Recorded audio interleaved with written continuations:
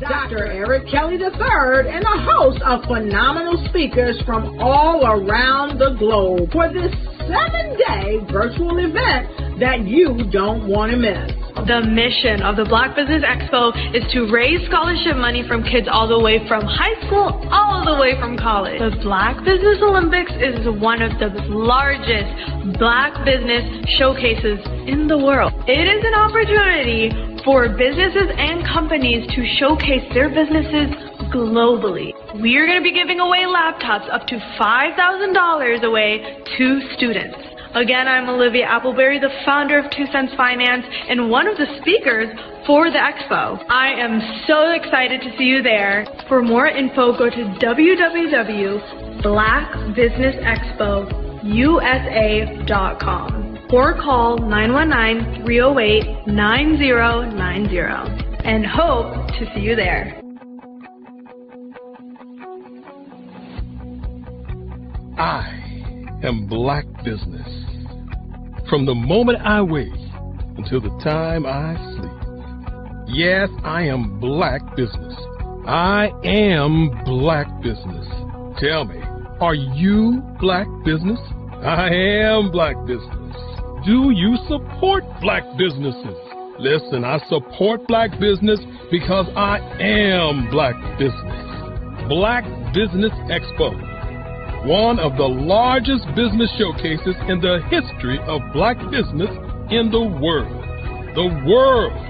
Sign up today at www.blackbusinessexpousa.com or call 919-308-9090. I am Black Business. I am Black Business. From the moment I wake until the time I sleep, I am Black Business. I am Black Business. Are you Black Business? I am Black Business. Do you support Black businesses? I support Black business because I am Black Business. Black Business Expo, one of the largest business showcases in the history of Black America in North Carolina. Join Dr. Eric Kelly III and a host of phenomenal speakers from all around the globe for this 7-day virtual event that you don't want to miss.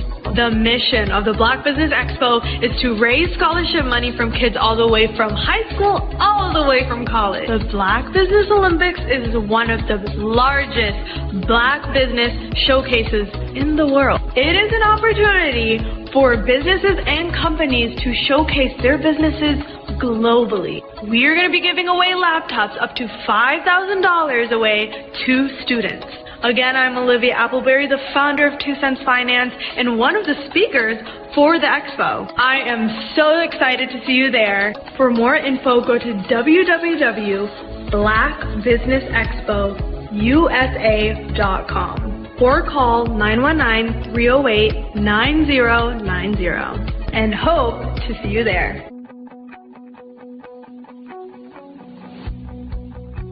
I am Black Business.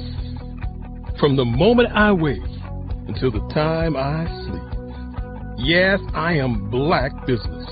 I am Black Business. Tell me, are you Black Business? Black Business Expo, one of the largest business showcases in the history of Black business in the world.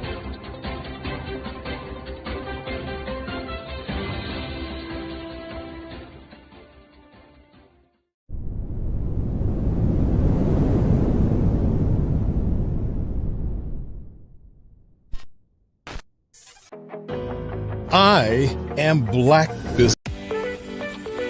You are in the right place at the right time.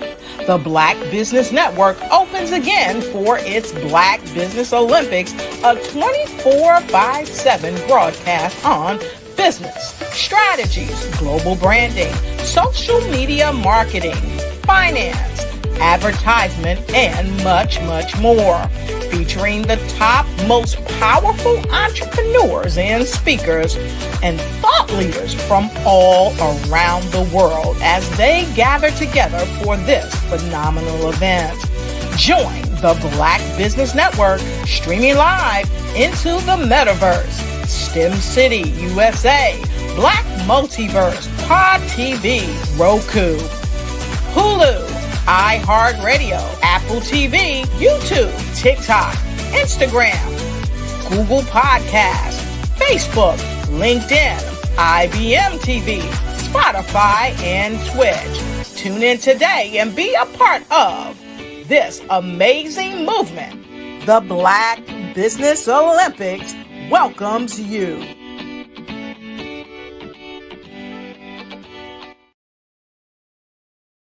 Hello, I am Dr. Eric Kelly III, the visionary strategist and founder of the Black Business Olympics. I invite you to showcase your Black-owned businesses on the Black Business Network global stage. The Black Business Olympics is a global Black Business Network platform that propels Black-owned businesses into the international spotlight.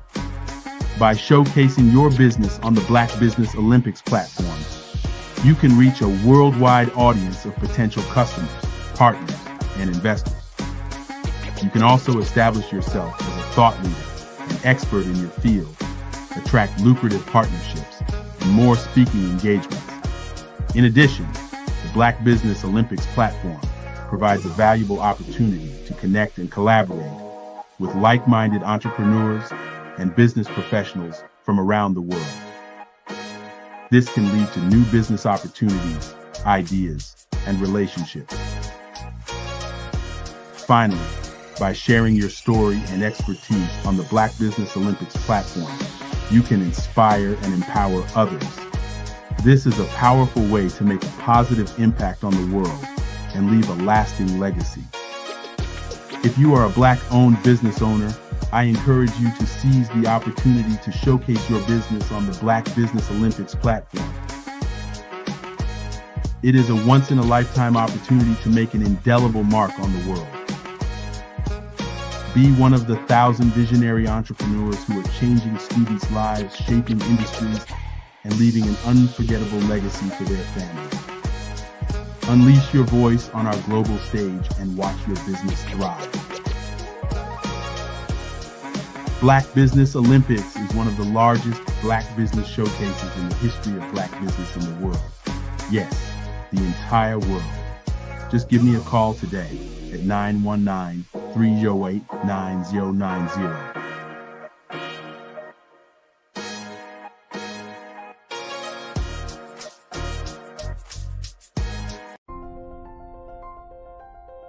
What if you could build your own city? A place where every child can find nurturing people to help them achieve their full potential. A place where every adult can access job training support, where health education is abundant, where social justice ruled the land. A place without limitations. Welcome. You have arrived at STEM City USA. It is what every city should be. A safe and trusted community where you find people and resources to help you become everything you are and beyond. STEM City is unlike anything you have ever experienced. It is a digital twin of the world around you, only better. STEM City is about energy and soul renewal. It is more than a digital world. You can almost feel the power of live cultural events, music, and theater.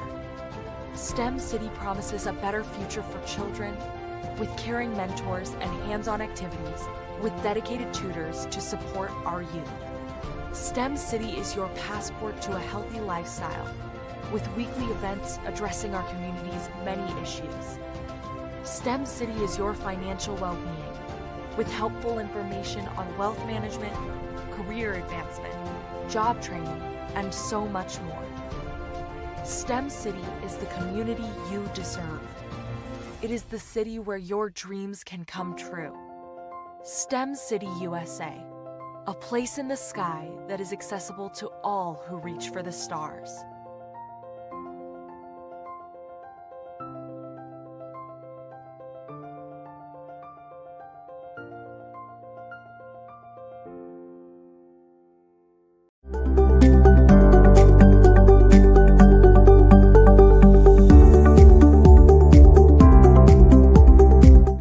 Katie Bennett, and I own Lexicon Presents Publishing. We are a publishing and media company that helps you take your story and share it with the world.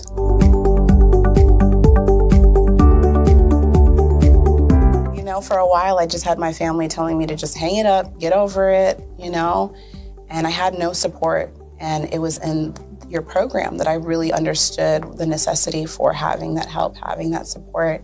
And so now I actually feel like a CEO as we scale, as our clientele changes, as my company is opening doors for other people to, you know, take care of their families.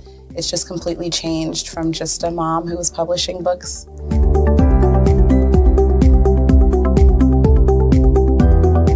I was at a point where my job, although it was paying really well, wasn't enough. And my business was always in the red, and I was tired of it. And so I came in just hoping to get some sort of help to just not end up in the red every month.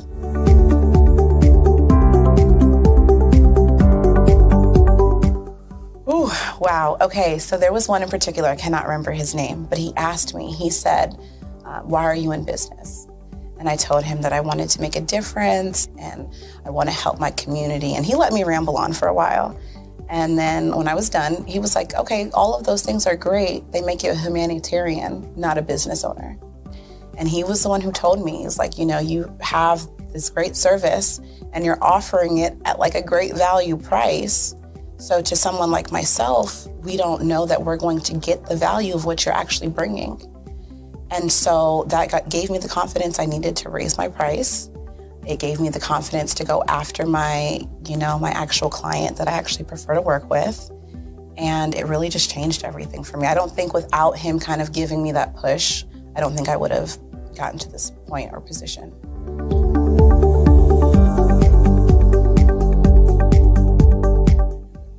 Wow, the benefits is just having a coach that holds you accountable. They set goals with you. That's been my favorite part. She has amazing experience, you know, and so she brings her strategies and her ideas, and she helped me narrow down, you know, what services I actually wanted to offer, how I could actually continue to offer it, how many clients at one time could I have. All of the information that she's given has just really transformed my entire company. And so I know I would have never gotten to where I am today and having some of these partnerships that I'm, you know, having now without her help.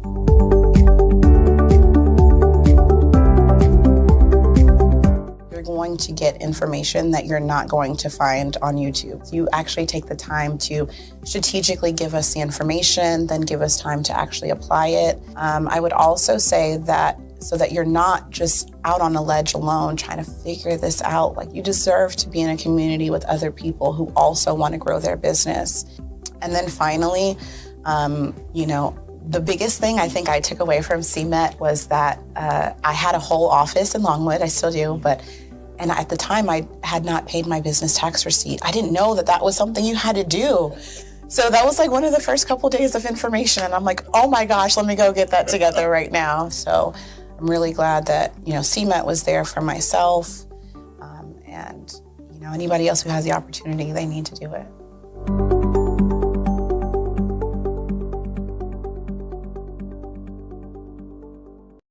In today's world, everyone has a platform, but few have a voice that truly resonates. Standing out isn't just optional, it's imperative for survival. Through years of guiding industry leaders, I've discovered what truly sets exceptional professionals apart. Today, I'm sharing a framework that's transforming careers and opening doors to unprecedented opportunities. Your digital footprint is more than just a resume.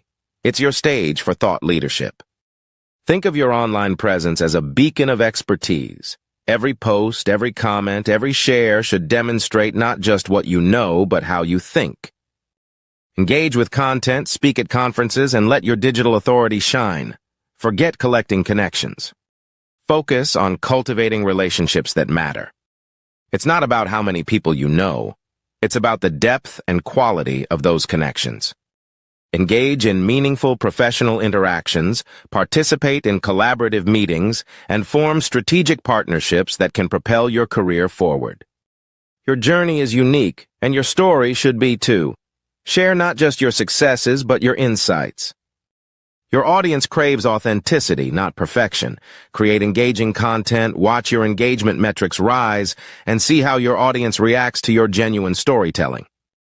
In an era of uncertainty, trust is your greatest currency. Build it through consistency, maintain it through transparency, and grow it through results. Engage in professional interactions, hold client meetings, and celebrate successes to reinforce trust with your audience. The only constant is change. Make it your competitive advantage. Stay ahead by staying curious. Your greatest asset is your ability to adapt and grow. Embrace learning moments, develop new skills, and celebrate achievements as you evolve. These aren't just strategies. They're the building blocks of a legacy that will open doors and shape industries. In 2025's hyper-connected world, your personal brand isn't just what you project. It's the bridge between your potential and your impact. Ready to transform your professional narrative? Visit 5starbdm.com and schedule your strategy.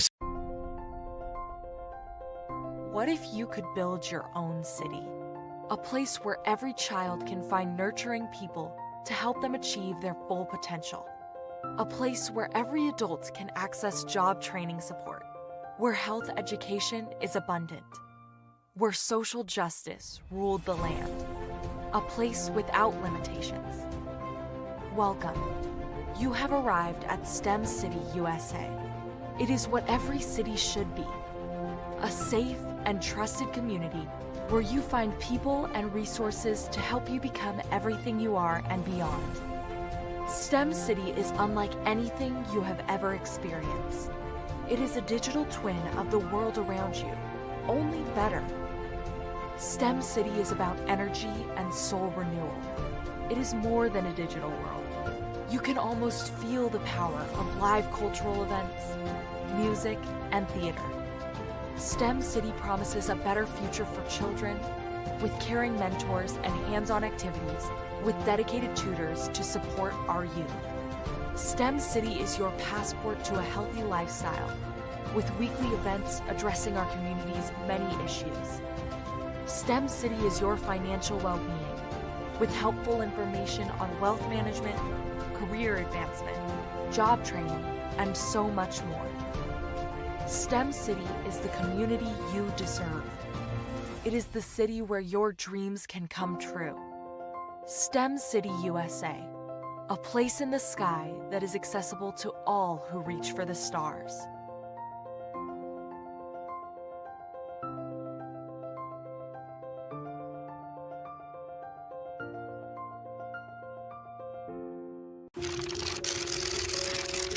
Bravery is not the absence of fear, but the ability to overcome it. We stand for those who defy suppression, who speak out, and those who walk the road less traveled. Everyone deserves to be seen and their voices to be heard. We're sparking a movement, growing a community of creators united by the desire for freedom, choice, equity, and ownership. At Fanbase, it's all for one and one for all. We support each other to guide, promote, and uplift you in a place where you can unapologetically be yourself. A place where your voice, ideas, and creativity are not just welcomed, but celebrated. We are Black founded, minority funded, and supported by a diverse, inclusive, powerful community that believes in the strength of authenticity and individual choice. Regardless of success or background, we welcome you, the marginalized, the underappreciated, the successful, the superstar. We're for all who seek a space to express themselves freely, where they are rewarded for being their authentic, true self. We transcend labels because only we have the right to define ourselves. We are built for the brave, the culture, the creators, and for the future where everyone has a power to shape their own destiny, where all are empowered, voices are amplified, and freedom is embraced. For the first time, you have a chance to own the platform you helped make popular. It's a revolution, a movement in how we connect, create, and share. Everyone is a creator, and everyone has a fan base.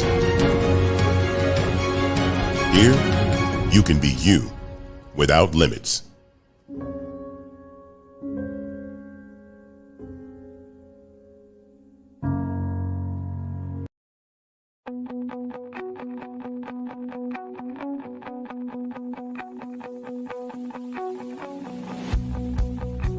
I am Black Business.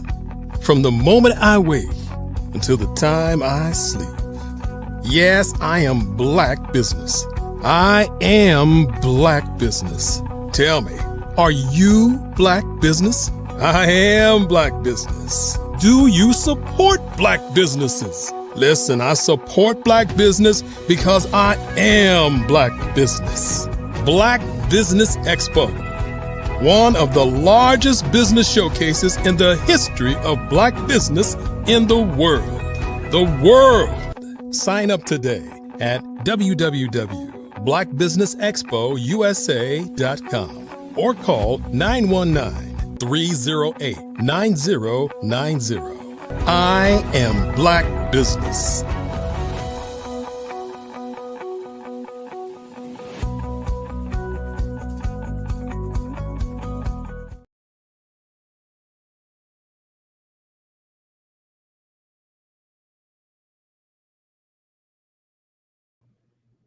Good day, business owners, entrepreneurs, thought leaders, and corporations.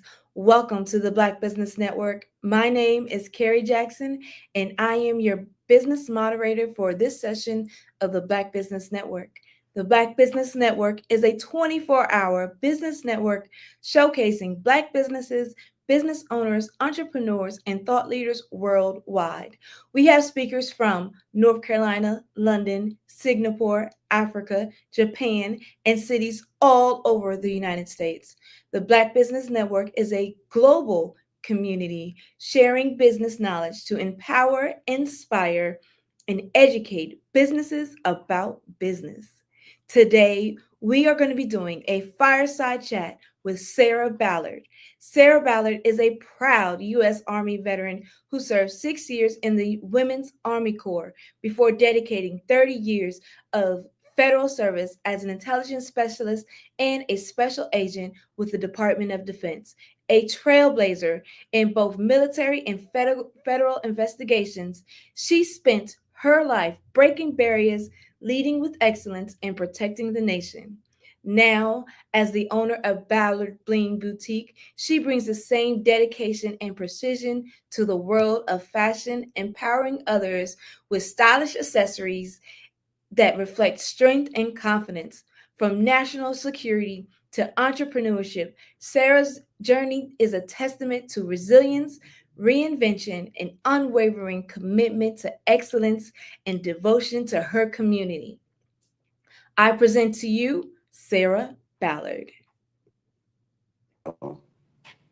Hi, Carrie. How are you?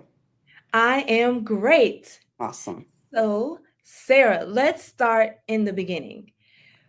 What inspired you to join the Women's Army Corps? And what was that experience like for you? Well, okay. Being born in the 50s, so it was pretty early on. I grew up in the city. I am a New Jersey native of Jersey City, New Jersey, and I came from a very big family. I did very well in school, but I was in the public school system, which I felt like I did very well. My dad really wanted me to go to college, and I knew we didn't have a lot of money, but I knew he would try to find the money to pay for it. So I just thought maybe I should just join the military and not try to put any more stress on my family because I did. I am one of 9 children, and that would have been a lot for him. So I was like, I'll just go ahead and join the Army. And I did. I actually joined the Army in my junior year of high school, but because at the time, women had to be 18 years old, I had to wait. So I actually enlisted in my junior year. As soon as I graduated, I went straight off to basic training. Wow. Yeah. So you served in the military during a time when women were just breaking new ground. What were some of the biggest challenges that you faced and how did you overcome them?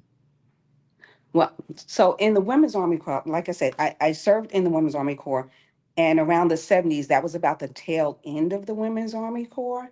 But some of the challenges that we did face is we did train separate from the men, which is it's a little bit different now. You know, things became co-ed probably just before I got out of the military.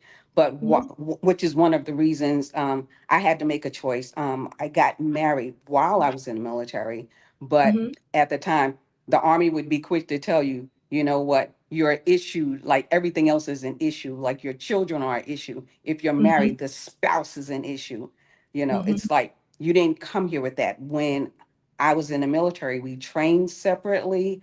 Uh, just from the things we had that going to the field doing different things, it's like you're just training up amongst your own kind, so you don't get to do the mixing and really show all the things that you're truly worth.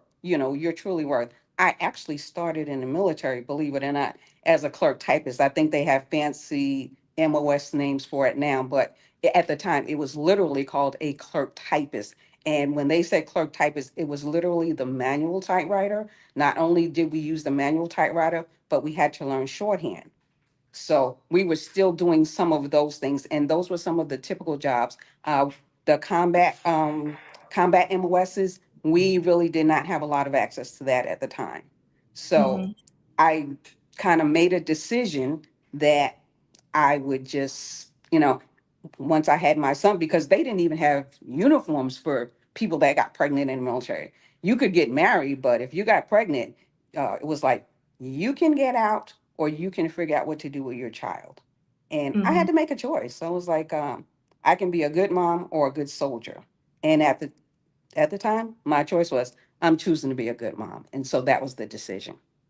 All right. So, after decades of serving in national security, you shifted gears into the world of fashion with Ballard Bling Boutique. What inspired that transition?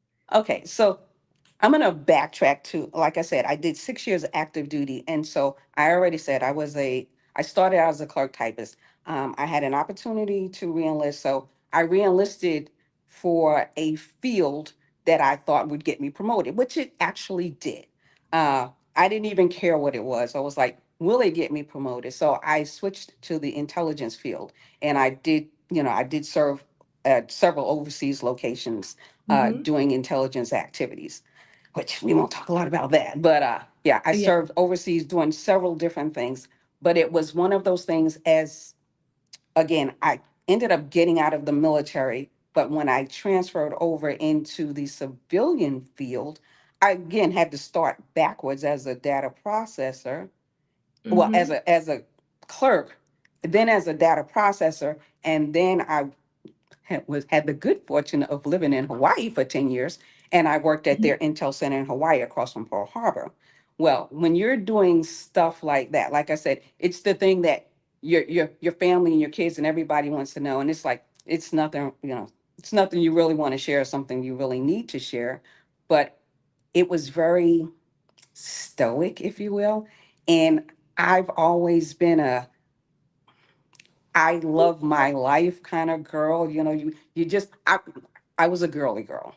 When you're in the field of intelligence and security, and like I said, I've held several security jobs, the last job being a special agent. Well, if anybody knows anything about that type of environment with the Department of Defense, yes, you're typically in the gray suit with the pearls and the stud earrings. So Mm-hmm. after I served my 30 years in federal service, I was like, ooh, this is good. Now I'm going to live out loud. As they talk about, I'm going to live in living color. And I was Okay. like, wow. So I'm like, I'm just going to do this. I'm going to live out loud. The colors started changing, the wardrobe started changing. My husband, we moved from, I think my last assignment, my field office was in Alabama. So we moved from Alabama back here to Fort Bragg. My husband is a 30 years retired service member as well. We moved back here to this area because we have family on the East Coast, up and down the East Coast. So we were like, okay. My Originally the jewelry kind of started out more of I just need a tax break. I've worked, close to 40 years. My husband's worked close to 40 years. we just need a tax break so Uncle Sam just stopped taking what we're making. And so it actually kind of started out like, I'm just going to get me a home based business. But the business actually kind of morphed itself into people love jewelry, people love fashion. And so when I had an opportunity to see some of the jewelry I was about to sell, I sell paparazzi accessories under the name of Ballard Bling Boutique. I was like, it's affordable, it's fabulous. Most people like to change it up anyway. I mean, I've got pearls that I bought from other countries, that I will probably keep forever. But, we're in a society now where people like to switch it up. And if you're switching it up, you're not going to wear the same piece all the time. So I'm like, Mhm. let's switch it up. And that was something, even though I started it as a tax break, I noticed, like I said, not only did I love it, but people love it. And it just became a thing. So now, like I said, I do have an online store presence. I do business in the community. People know how to find me. They'll actually know me from my jewelry because Mhm. that's the first thing they're going to say. Because at any given opportunity, if I'm out in the community, I will bling. Like it's just that simple. Bling will occur. So yeah, Yes. I absolutely love living out loud. Mhm. Yes. All right. So all right. Entrepreneurship comes with its own challenges, and there are some big obstacles. And I do believe you also did some real estate investment, correct? Yes. So Okay, so if you could please talk about the obstacles that you have overcome being an entrepreneur and any lessons learned. okay, so uh lesson one. Well, I'll back to the real estate. Mm-hmm. I kind of made, like I said, I told you the backstory. We didn't come from a family of means. So even while I was in the military and I started working as a government civilian, there was a time, like I said, that it was just me and my children. And I had made a commitment, I would say a promise. I made a commitment to myself. I said, I will be a homeowner by the time I am 37 years old. Now, I'm a person of a certain age. I just told you I worked for almost 40 years. But Mm-hmm. I made a commitment to myself and I said, I will be a homeowner by the time I'm 37 years of age, which I accomplished the goal.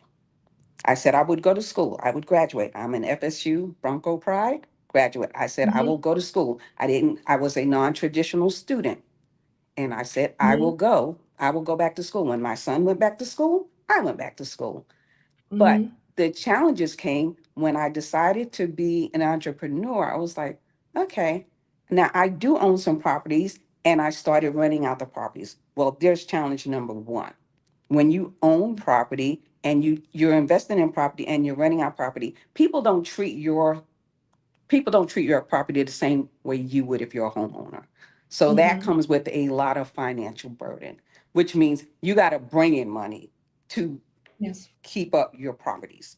So Mm-hmm. that was one situation in itself, even though, I still have several properties in the area, but that's one of those things where if you're going to be a property owner, it with any business, you need to have oversight over your own business. Now, you can hire property managers, you can do all the things, but Mm-hmm. you need to have oversight over your own business because there's nothing like it. I own property, I travel, people take advantage of it, and I come back and I start from practically zero. So that was a challenge, a lesson, a big financial lesson learned, but I'm better managing that now. With the Mm-hmm. jewelry business comes challenge number two. I work in direct marketing. So in direct marketing, you have multiple people doing the same thing you're doing. So what Mm-hmm. sets me apart from that other person that is doing the exact same thing that I'm doing? Now, Mm-hmm. I like to make the analogy, it's like going down the bread aisle. It's like you Mm-hmm. got Wonder Bread, you got Nature's Own, you got all the things. It's like, which one do you prefer? My other Mm-hmm. analogy, it's like I like McDonald's, but I don't want to go to that McDonald's over there because it's either not clean, it's either not safe.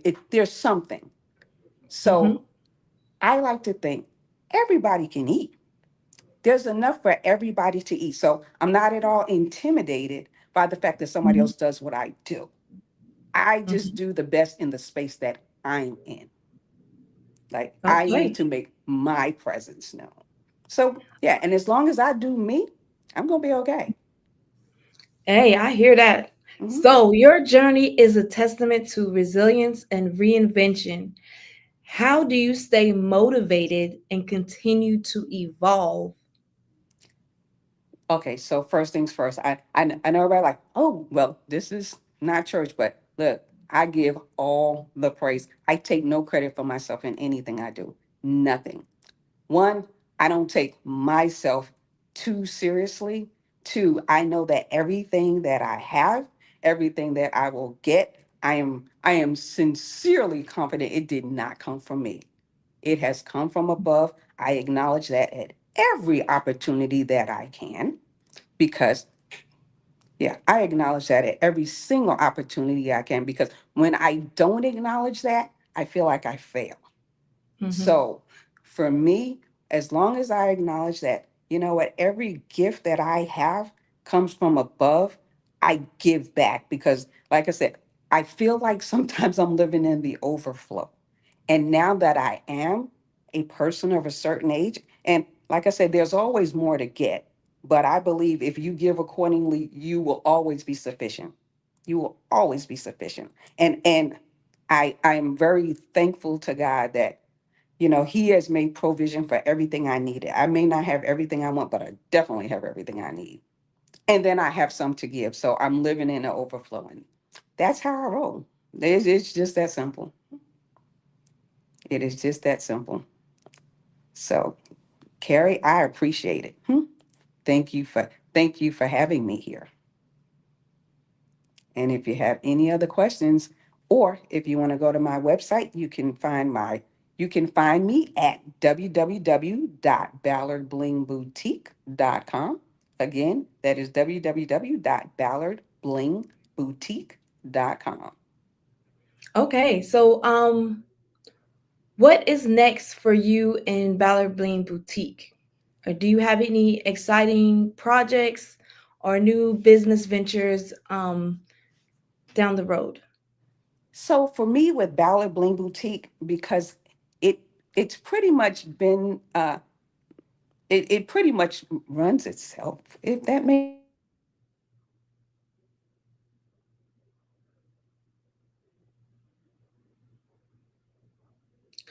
Okay, well, it looks like we are having technical difficulties.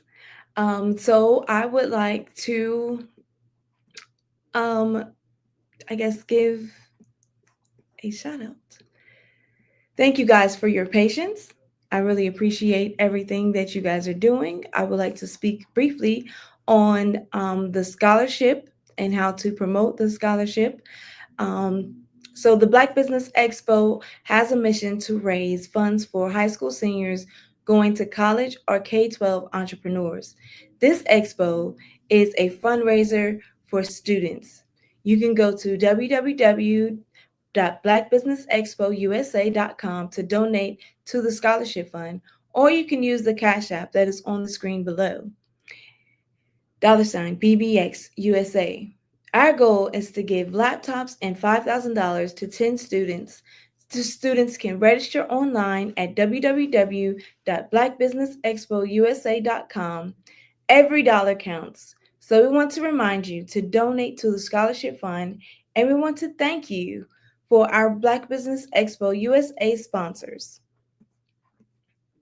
NC100, Suede Soul, Carolina Virginia Minority Supplier Development Council, Step Management, Margie McLean Foundation Incorporated, Geniuses Common, Executive Women's Success Institute, The Quality Coaching Company, Superwoman Business Services, Creative Force Studios, Lee Entertainment, Black Business Olympics, Artistic App Design, Banks Law Firm, and Black Business Expo USA.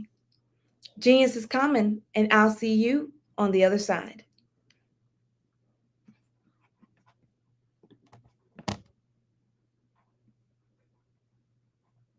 Sometimes you got to hear the news from the Black perspective, and more specifically, Black publishers. And that's exactly why you have to download the Hey Tie app, the largest mobile app delivering breaking news, videos, and podcasts from 200 of your favorite Black publishers. Yes, 200 Black publishers delivering news as it happens, literally all in one app. Go to HAYTI.com or download the app in the Google Play Store or Apple App Store. It's completely free, along with information that you can trust, so go check them out. Art to me is a creative expression of something from nothing.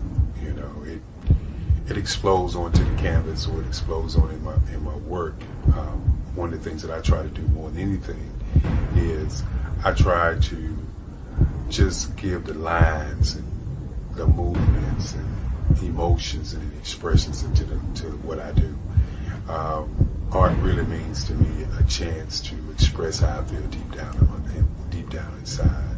Most of my art begins as a thought that I might have, you know, whether it's sports, whether it's history, whether it's a woman or a man. It pretty much starts as an idea of thought before I get into the actual image of what I'm going to draw. I do a lot of historical pieces. I was a history minor in college, and I love to do history pieces.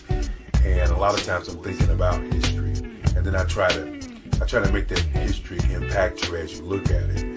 That's one of the reasons I do pictures so large. You know, people ask me, why do I do the pictures so big? And I tell them, I want the piece to impact them as they're looking at it, to kind of dominate them, dominate their space. And most of my pieces I try to do off page. I don't try to do anything that's going to be in those four corners, or in a square. And I want your imagination to be a part of the piece that you're looking at.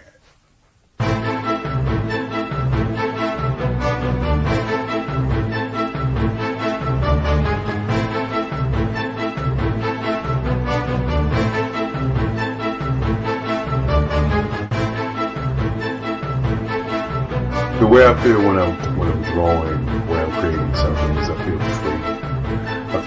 I feel like there's an anticipation of something that's going to come. I try not to draw first. I try to draw second. And what I mean by that is I try to allow myself to kind of get into the piece and just relax. Sometimes I miss time. I'll draw 2-3 hours, sometimes 4 hours. And while I'm drawing, it's just a free. I just feel free. I mean, I feel like time stands still.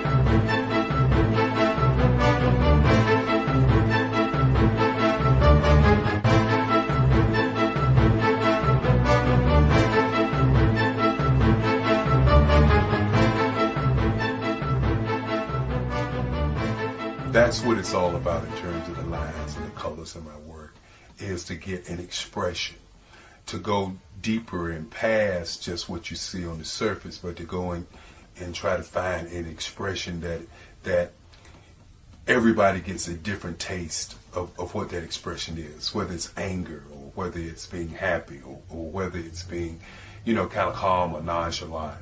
That expression that people take away from the piece is the most important part of what I do as an artist.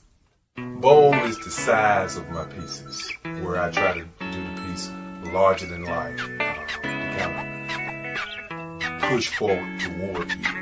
That's what the boldness is all about. It's not so much about the lines, it's about the size.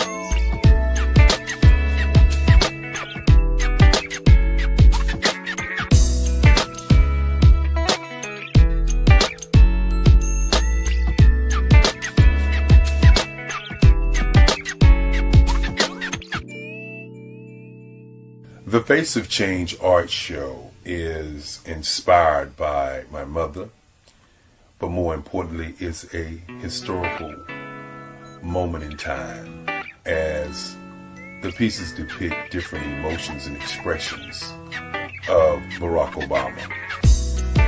The 44th president is is indicative of the 44 pieces of art that I have done in this particular collection. When you begin to think about expressions and portraits, this is a portrait gallery of expressions of what transpired as Barack Obama ran for office. Some of the pictures are abstract and some are expressionistic. And I combined both of those forms of art to create this collection of art pieces.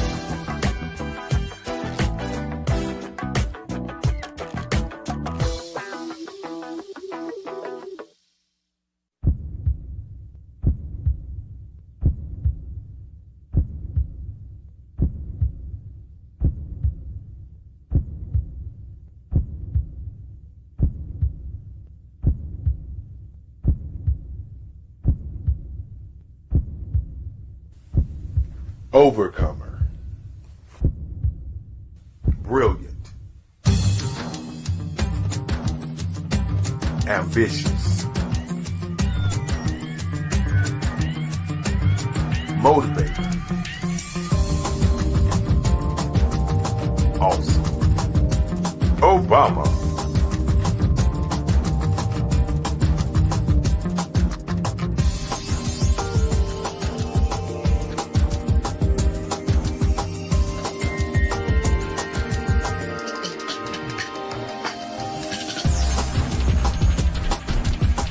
Over the past few years, we've seen the growth of existing and new initiatives focused on financial inclusion, building global networks, and reducing the wealth gap in response to the idea there's not enough seats at the table. Whether their outcomes are to increase the representation of Black executives on corporate boards, ensure an inclusive global economy, or to create new U.S. African commercial pathways, the strategies are often carried out by separate programs. The question is, should they be? With the continent of Africa being home to more than half of the world's fastest growing economies, the youngest workforce, over 400 companies generating more than $1 billion annually, 700 generating more than $500 million annually that are poised for growth, and being the destination of nearly $5 billion in venture capital in 2021. Diversifying U.S. and Africa commercial engagement by building bridges between African businesses and their U.S. diaspora should begin being seen as mutually beneficial. From helping to reduce Africa's enormous capital gap to catalyzing two-way trade opportunities, the COVID-19 global pandemic hopefully has taught us that global challenges and opportunities are more interconnected than we thought. During the pandemic, African companies like Unicorn Flutterwave, insurance provider Reliance Health, ride-hailing app Yasir, and 54Gene, the continent's first bank of DNA on people of African descent, proved that when African companies have access to networks, capital, and information, they grow big, grow fast, and create solutions that are valuable to the world. This is why Be Direct was created. We are the first U.S.-based but African-centric board preparedness and board search company designed to connect U.S. Black talent and corporations to African businesses. Unique and fundamental to Be Direct's success is our process of helping board candidates adapt their experience and networks to an African context before they're connected to high-growth companies that are looking to locally and globally scale. From our focus groups with African business execs and government leaders, we don't ignore the sentiment that business is easy, but people are hard. Having a pool of board candidates with hard-to-access networks and extensive experience across the business life cycle, including successfully raising capital, is table stakes for an initiative like this. So yes, we have that. But corporate or entrepreneurial success in the U.S. does not guarantee success in Africa. Developed alongside industry partners on the continent, our training program, Be Direct Prep, is designed to transpose their experience to create cultural comfort, understanding, and a commitment to helping businesses in Africa scale. Our board governance sessions are African, continental, and country-specific, integrated with cultural awareness and dexterity training, masterclasses led by African industry execs, and mentoring coaching from African continental-based facilitators. But even more unique to Be Direct Prep, we cap off our training program with an immersion trip to help candidates that have not been to Africa before see and feel Africa's complexity and opportunity from African soil. We all know traditional network-based board placement has historically left a lot of us out of ever really being in the paid board pipeline. Our strategy supports the work of many great organizations that are successfully filling seats at U.S. board tables by creating more tables for those that are still left on the sideline. It's time to start seeing the role and value of U.S. Black talent and businesses on the continent of Africa differently. Old perceptions and habits limit economic inclusion. Let's transition Black talent and the African businesses they will support from the periphery of the global economy to its core. Living in a global lockdown, we all know now how fast local and global economies can change, and see the value of having businesses that hire, strengthen local value chains, and even grow globally. Status quo in any form holds back progress. We must democratize U.S.-Africa commercial engagement by socially and economically connecting cultures that have long been disconnected. It's time for Africa's U.S. diaspora to redefine their global value by helping African businesses scale continentally and globally.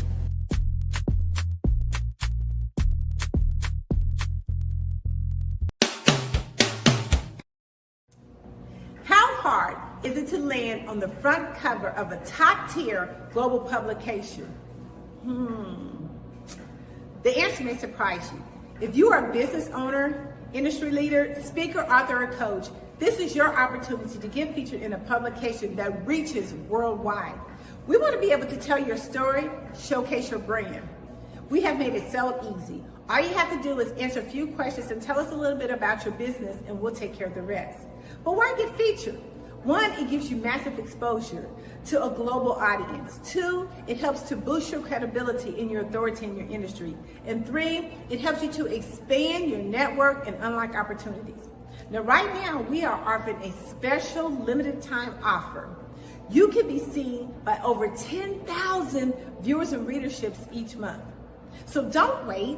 This is your time to elevate your business and get featured.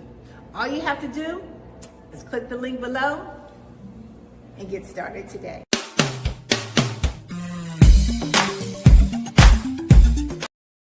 Welcome to Intentionality with Dominique, the show that helps business owners become valued and in-demand suppliers in the marketplace to scale their businesses. Let's start today's show with host and intentional connector, Dominique Simpson-Milton. My favorite question to ask, but what would you say is the difference between working in your business versus working on your business? Oh my goodness, it's a mindset for sure. And prior to working with the council and working with you, I don't even know that I placed as much emphasis and importance on it. But now I understand the importance of working on the business, which is that business development, strategic planning, taking that 30,000 foot view, every 6 months and definitely at least once a year to find out what's working well, what's not, pivoting if there's a need to pivot, adding new verticals. Like that's working on the business. Working in the business is the day-to-day operations. Right. Putting out fires in the day-to-day, responding to emails, that type of thing. And working on the business is setting a strategy based on what's going on in your various industries. What are the trends, and making sure that you are doing the steps to stay in front of those trends. As you grow and as you evolve, I'd say there are a couple of things to that. One is, if you are in the weeds every single day, and quite frankly, when you start a business, there's not a lot of, it's hard not to be, right? Because you're probably small when you start. There are probably not enough resources for the things that you have to do. That's normal. But as you grow and as you evolve, you start to understand that if your view is here, then you cannot gain the perspective to see all of the interrelationships and all of the opportunities and all of the strategic maneuvers that you should be doing in order to grow your business in step functions as opposed to incremental. Well, working in the business is doing everything. You wear all the many hats. Working on the business is finding out what hat you like and then being able to put in processes, systems, people that will help complement your skills. Chasing the dollars, trying to make sure payroll is done. You have enough work to cover payroll and $2 or $3 in your pocket. The next thing you know, year after year, you're in a rat race. You never been trained to develop your business or to take it to another level. As long as I can focus on where we are going, because no one else is doing that in the company, except for me. So if I can see, here's where we're going, and I need all 10 of y'all to come with me, then if we all do that together, then the business grows because everyone is focused on the thing they're supposed to be focused on. Love that. Yeah. I think for a lot of business owners, particularly when you're just getting started, you're wearing multiple hats. I tell people all the time, I was always letter E, all of the above, when we used to fill in those multiple choice tests. And, you know, even now I still do a lot, but what is really great is that right now I'm in Richmond. My team back in Raleigh is handling everything. I don't have to pick up the phone. I don't have to check that email because I know that they can take on whatever is being thrown at them. Take time to slow down in order to speed up. Invest in CVM SDC developmental programs each year to grow your business. Working in Sometimes you got to hear the news from the Black perspective, and more specifically, Black publishers. And that's exactly why you have to download the Hey Tie app, the largest mobile app delivering breaking news, videos, and podcasts from 200 of your favorite Black publishers. Yes, 200 Black publishers delivering news as it happens, literally all in one app. Go to HAYTI.com or download the app in the Google Play Store or Apple App Store. It's completely free.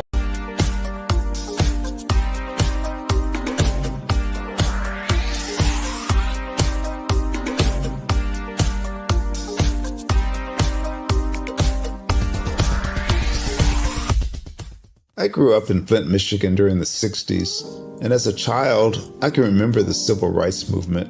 I remember our family huddling around our small black and white TV, and we'd watch all of the things that were going on in Alabama and Mississippi.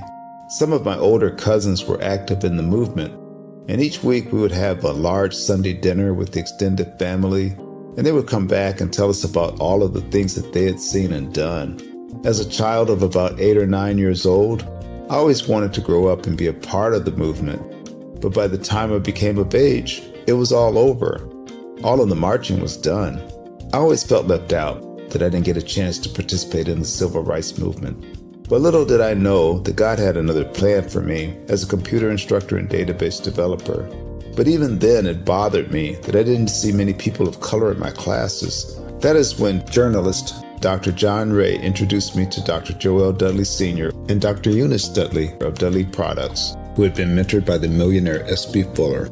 Through Dr. Dudley, I was introduced to Dr. Lafayette Jones, past Vice President of Marketing for John H. Johnson of Johnson Publishing, and his wife, Sandra Miller Jones, who was a Vice President at Quaker Oats, and together they created SMSI, a national marketing firm. Dr. George C. Frazier of FrazierNet and the Power Networking Conference, Dr. Jackie Mayfield of ComproTax, founder of the largest Black-owned income tax service, and even billionaire Michael B. Roberts. They all believe that the way to close the wealth gap is through entrepreneurship, because we as a people had to overcome slavery, and secondly, obtain our civil rights to be able to eat in any restaurant or stay at any hotel that we wanted. But the third piece is economic equality. And now I am also convinced that we must become entrepreneurs, and to do so we must embrace technology and a strategy of global networking. That is why I created Every.Black, to use my vast experience as a computer instructor to teach entrepreneurs how to use technology and artificial intelligence in business. Every.Black members are listed in our online website directory, promoted in our digital newsletter, on our social media, and on our podcast. And we also conduct weekly virtual mastermind meetings where we read positive books, learn from the experts, while networking with like-minded individuals from around the world, educating them about every aspect of becoming a successful entrepreneur. That is what Every.Black is all about. Just go to www.every.black to take the AI and tech classes you need, to register for our mastermind meetings, and to join the Every.Black family. Visit us at www.every.black and sign up today. Just go to every.black, every.black. No .com, no .net. Just every.black. .black.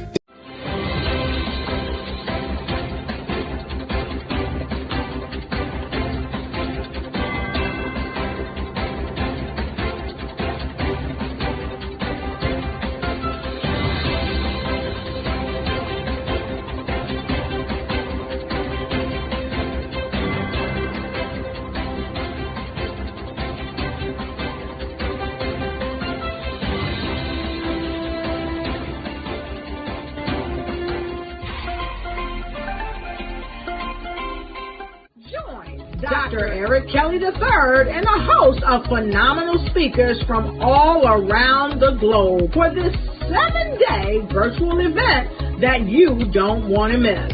The mission of the Black Business Expo is to raise scholarship money from kids all the way from high school, all the way from college. The Black Business Olympics is one of the largest Black business showcases in the world. It is an opportunity for businesses and companies to showcase their businesses globally. We are going to be giving away laptops up to $5,000 away to students. Again, I'm Olivia Appleberry, the founder of 2 Cents Finance and one of the speakers for the expo. I am so excited to see you there. For more info, go to www.blackbusinessexpousa.com or call 919-308-9090 and hope to see you there. I am Black Business. From the moment I wake until the time I sleep. Yes, I am Black Business. I am Black Business. Tell me, are you Black Business? I am Black Business. Do you support Black businesses? Listen, I support Black business because I am Black Business. Black Business Expo, one of the largest business showcases in the history of Black business in the world. The world! Sign up today at www.blackbusinessexpousa.com or call 919-308-9090. I am Black Business. I am Black Business. From the moment I wake until the time I sleep, I am Black Business. I am Black Business. Are you Black Business? I am Black Business. Do you support Black businesses? I support Black business because I am Black Business. Black Business Expo, one of the largest business showcases in the history of Black America in North Carolina. Join Dr. Eric Kelly III and a host of phenomenal speakers from all around the globe for this 7-day virtual event that you don't want to miss. The mission of the Black Business Expo is to raise scholarship money from kids all the way from high school, all the way from college. The Black Business Olympics is one of the largest Black business showcases in the world. It is an opportunity for businesses and companies to showcase their businesses globally. We are going to be giving away laptops up to $5,000 away to students. Again, I'm Olivia Appleberry, the founder of 2 Cents Finance and one of the speakers for the expo. I am so excited to see you there. For more info, go to www.blackbusinessexpousa.com or call 919-308-9090 and hope to see you there. I am Black Business. From the moment I wake until the time I sleep. Yes, I am Black Business. I am Black Business. Tell me, are you Black Business? Black Business Expo, one of the largest business showcases in the history of Black business in the world.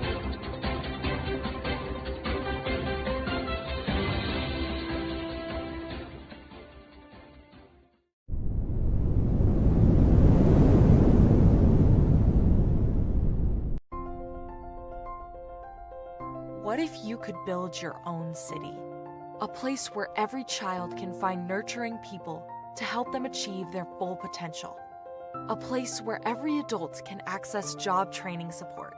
Where health education is abundant. Where social justice ruled the land. A place without limitations. Welcome. You have arrived at STEM City USA. It is what every city should be. a safe and trusted community where you find people and resources to help you become everything you are and beyond. STEM City is unlike anything you have ever experienced. It is a digital twin of the world around you, only better. STEM City is about energy and soul renewal. It is more than a digital world. You can almost feel the power of live cultural events, music, and theater. STEM City promises a better future for children with caring mentors and hands-on activities with dedicated tutors to support our youth. STEM City is your passport to a healthy lifestyle with weekly events addressing our community's many issues. STEM City is your financial well-being with helpful information on wealth management, career advancement, job training, and so much more. STEM City is the community you deserve. It is the city where your dreams can come true. STEM City USA, a place in the sky that is accessible to all who reach for the stars.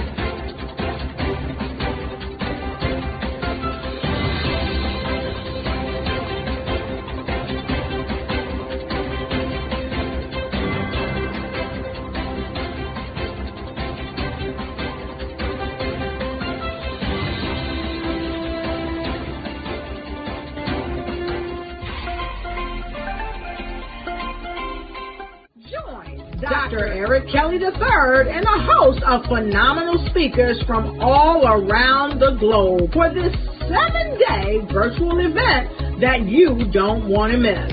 The mission of the Black Business Expo is to raise scholarship money from kids all the way from high school all the way from college. The Black Business Olympics is one of the largest Black business showcases in the world. It is an opportunity for businesses and companies to showcase their businesses globally. We are going to be giving away laptops up to $5,000 away to students. Again, I'm Olivia Appleberry, the founder of 2 Cents Finance and one of the speakers for the expo. I am so excited to see you there. For more info, go to www.blackbusinessexpousa.com or call 919-308-9090 and hope to see you there. I am Black Business. From the moment I wake until the time I sleep. Yes, I am Black Business. I am Black Business. Tell me, are you Black Business? I am Black Business. Do you support Black businesses? Listen, I support Black business because I am Black Business. Black Business Expo, one of the largest business showcases in the history of Black business in the world. The world! Sign up today at www.blackbusinessexpousa.com or call 919-308-9090. I am Black Business. I am Black Business. From the moment I wake until the time I sleep, I am Black Business. I am Black Business. Are you Black Business? I am Black Business. Do you support Black businesses? I support Black business because I am Black Business. Black Business Expo, one of the largest business showcases in the history of Black America in North Carolina. Join Dr. Eric Kelly III and a host of phenomenal speakers from all around the globe for this 7-day virtual event that you don't want to miss. The mission of the Black Business Expo is to raise scholarship money from kids all the way from high school, all the way from college. The Black Business Olympics is one of the largest Black business showcases in the world. It is an opportunity for businesses and companies to showcase their businesses globally. We are going to be giving away laptops up to $5,000 away to students. Again, I'm Olivia Appleberry, the founder of 2 Cents Finance and one of the speakers for the expo. I am so excited to see you there. For more info, go to www.blackbusinessexpousa.com or call 919-308-9090 and hope to see you there. I am Black Business. From the moment I wake until the time I sleep. Yes, I am Black Business. I am Black Business. Tell me, are you Black Business? Black Business Expo, one of the largest business showcases in the history of Black business in the world.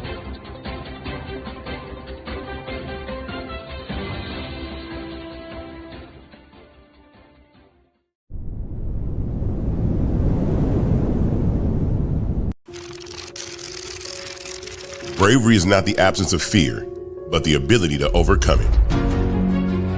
We stand for those who defy suppression, who speak out, and those who walk the road less traveled. Everyone deserves to be seen and their voices to be heard. We're sparking a movement, growing a community of creators united by the desire for freedom, choice, equity, and ownership. At Fanbase, it's all for one and one for all. We support each other to guide, promote, and uplift you in a place where you can unapologetically be yourself. A place where your voice, ideas, and creativity are not just welcomed, but celebrated. We are Black founded, minority funded, and supported by a diverse, inclusive, powerful community that believes in the strength of authenticity and individual choice. Regardless of success or background, we welcome you, the marginalized, the underappreciated, the successful, the superstar. We're for all who seek a space to express themselves freely, where they are rewarded for being their authentic, true self. We transcend labels because only we have the right to define ourselves. We are built for the brave, the culture, the creators, and for the future where everyone has a power to shape their own destiny, where all are empowered, voices are amplified, and freedom is embraced. For the first time, you have a chance to own the platform you helped make popular. It's a revolution, a movement in how we connect, create, and share. Everyone is a creator, and everyone has a fan base. Here, you can be you without limits. Absolutely.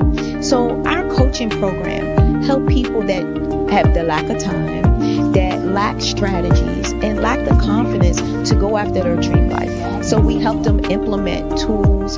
We help them implement, lack of finances or the education behind finances. But it wasn't until I lost my firstborn, my only son, that life changed for me. And where I was going after it all, living the corporate life, hit my 6-figure income and living in my dream house with my dream man, driving my dream car. Wow. I nearly lost it all. Wow. When I lost my son. And so I realized it only takes one financial catastrophe that can change your entire life. That's what made me start All New Beginnings, because no matter what's going on in life, there's a new beginning. And because of that, we develop a program called Wise Minded. My little slogan is, don't just dream it, let's live it. If they want to connect with you or work with you, what is the best ways for them to be able to do that? Well, for my social media guru, you can connect with me on every single social media platform as Tanya T. Morris.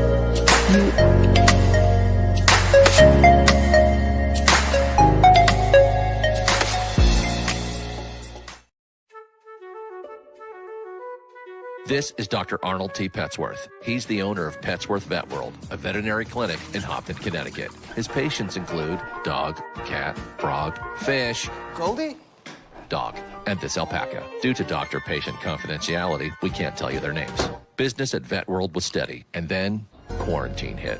Neighbors brought new four-legged friends into their homes. Bunnies. Bunnies everywhere. Dr. Petsworth welcomed these new patients with open arms. The only problem? There were more appointments than he could manage. That's when Dr. Petsworth turned to his American Express business card, which offers spending potential that's built for his changing business needs. He decided to hire a new assistant, Julio, and with spending power built for business purchases, he used his card to furnish a new exam room. Together, Dr. Petsworth, Julio, and American Express Business made sure all the pets of Hopton got the love and care they deserve. And everyone was happy. Get the card built for business by American Express.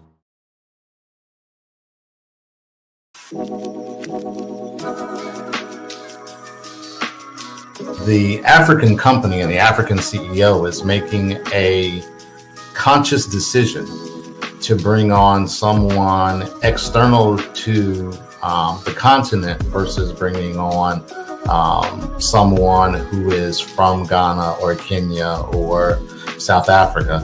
And so the skill sets of the people that we take through our executive leadership training program and ultimately on the placement, obviously have to be extremely high caliber. So what we look for are corporate executives at the vice president to C-suite level, as well as Black entrepreneurs. When we look at the Black corporate executives, we're looking for some very specific skill sets, whether that be around supply chain, sales and marketing, engineering, product development. We want our folks to be able to add immediate value to the corporate board, right? And the other thing is, even if they don't necessarily have specific industry experience, they're bringing a diversity of thought.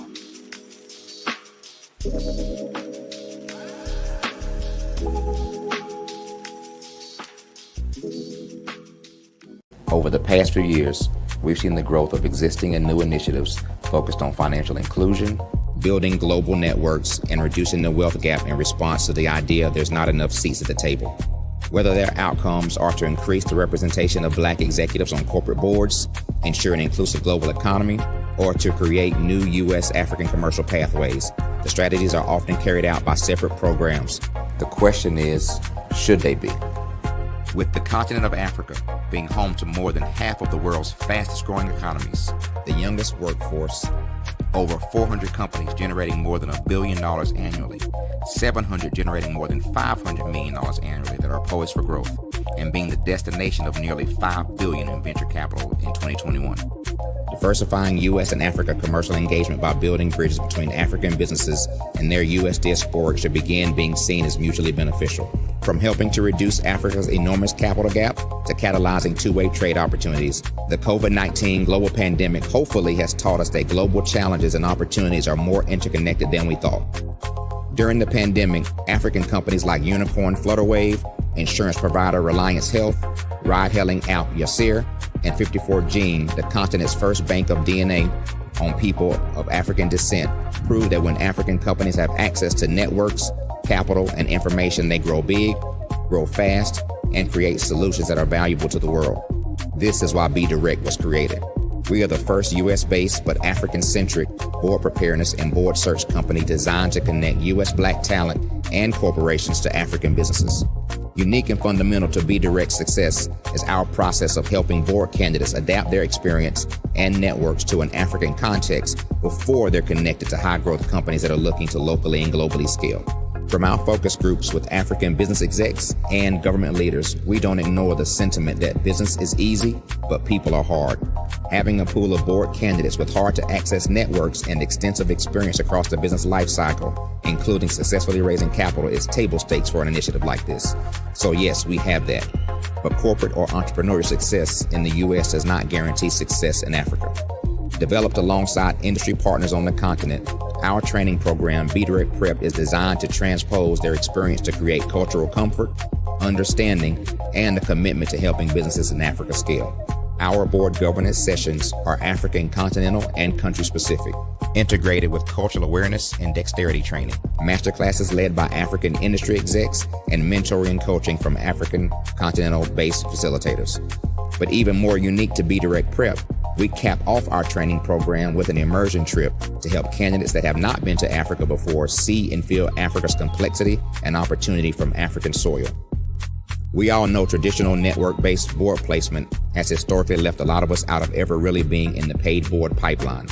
Our strategy supports the work of many great organizations that are successfully filling seats at U.S. board tables by creating more tables for those that are still left on the sideline. It's time to start seeing the role and value of U.S. Black talent and businesses on the continent of Africa differently. Old perceptions and habits limit economic inclusion. Let's transition Black talent and the African businesses they will support from the periphery of the global economy to its core. Living in a global lockdown, we all know now how fast local and global economies can change and see the value of having businesses that hire, strengthen local value chains, and even grow globally. Status quo in any form holds back progress. We must democratize U.S.-Africa commercial engagement by socially and economically connecting cultures that have long been disconnected. It's time for Africa's U.S. diaspora to redefine their global value by helping African businesses scale continentally and globally.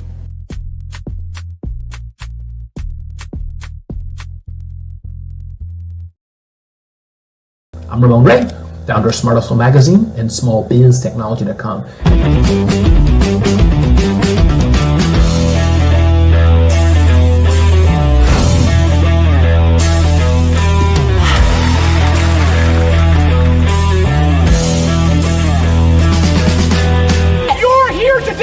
To celebrate small business success. Stand up on your feet. You rocked the house. Hey, thank you. It was amazing. Didn't we learn? For me, success comes from failure. One thing not to do is shake somebody's hand like this.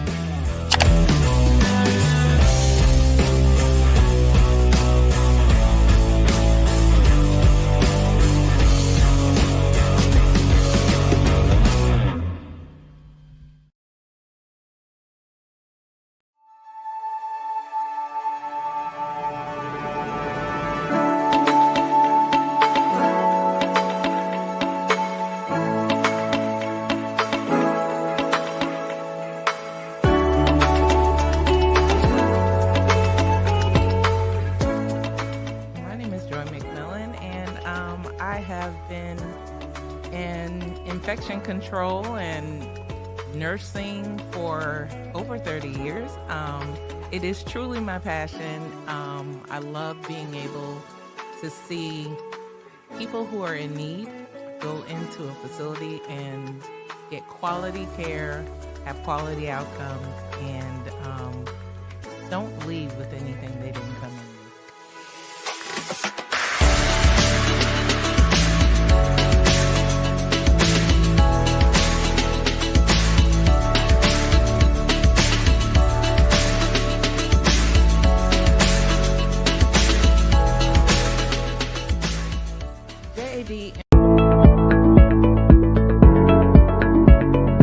Prepare for what's coming and dominate in economic winter.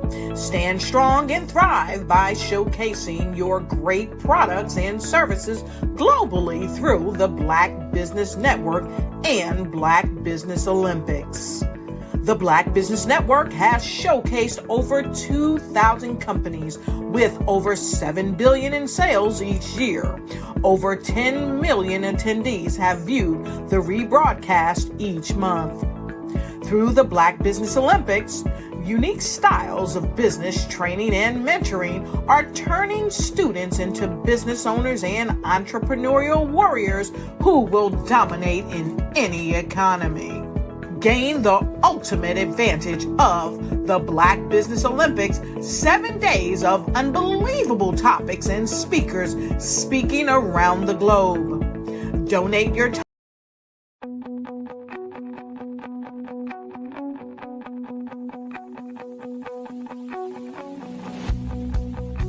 I am Black Business.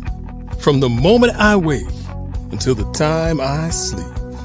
Yes, I am Black Business. I am Black Business. Tell me, are you Black Business? I am Black Business. Do you support Black businesses? Listen, I support Black business because I am Black Business.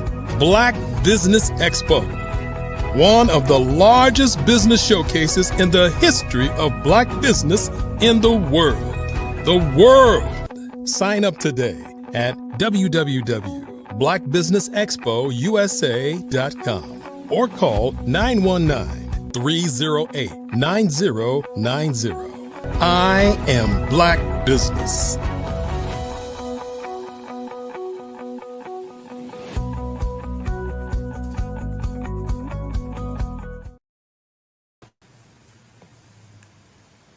Good day, business owners, entrepreneurs, thought leaders, and corporations.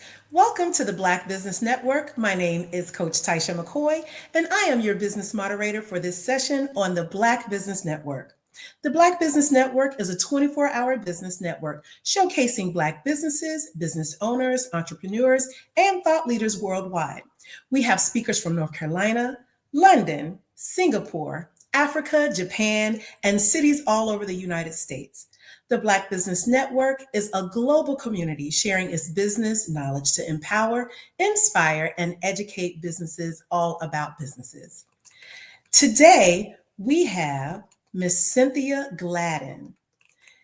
Miss Cynthia Gladden is a powerhouse entrepreneur, business coach, and founder of the Persona Mint Solutions, specializing in credit repair, personal branding, and business growth. Featured in 11 Eyewitness News, Yahoo News, and the Greater Fayetteville Business Journal. She's a recognized leader in entrepreneurship. A sought-after speaker, Sylvia educates on networking, financial literacy, and social media strategy, empowering professionals across industries. And as a U.S. Army veteran, and thank you for your service, polished author and Valdosta State University graduate. She brings leadership and innovation to every venture. Connect with Sylvia today to elevate your brand and financial future. The next voice you will hear will be Miss Cynthia Gladden. Hello, and thank you for having me. Absolutely. We appreciate you being here, Ms. Gladden. Thank you for taking the time. And welcome to this fireside chat. And remember, genius is coming, and I'll see you on the other side. Now, we have just a few questions. Yes, and we just have a few questions to ask you to get to know you a little better. So is there something you would like to share with us that we did not mention in your bio? I think you all mentioned everything from being a veteran, an author, a mom, a wife. So yes, you covered it. Excellent. So can you share a defining moment in your entrepreneurial journey yet you've had from past, present, and where is it taking you now? I would say the most defining moment for me as an entrepreneur came in when I would say put all of my eggs in one basket. So, not diversifying how I generate revenue in my business and focusing on generating revenue that I had to have a hand on everything. So that was a pretty trying time, losing access to what I had in the basket caused me to really regroup and start focusing more on partnerships and contracts. Excellent. So, what inspired you to start Persona Mint Solutions?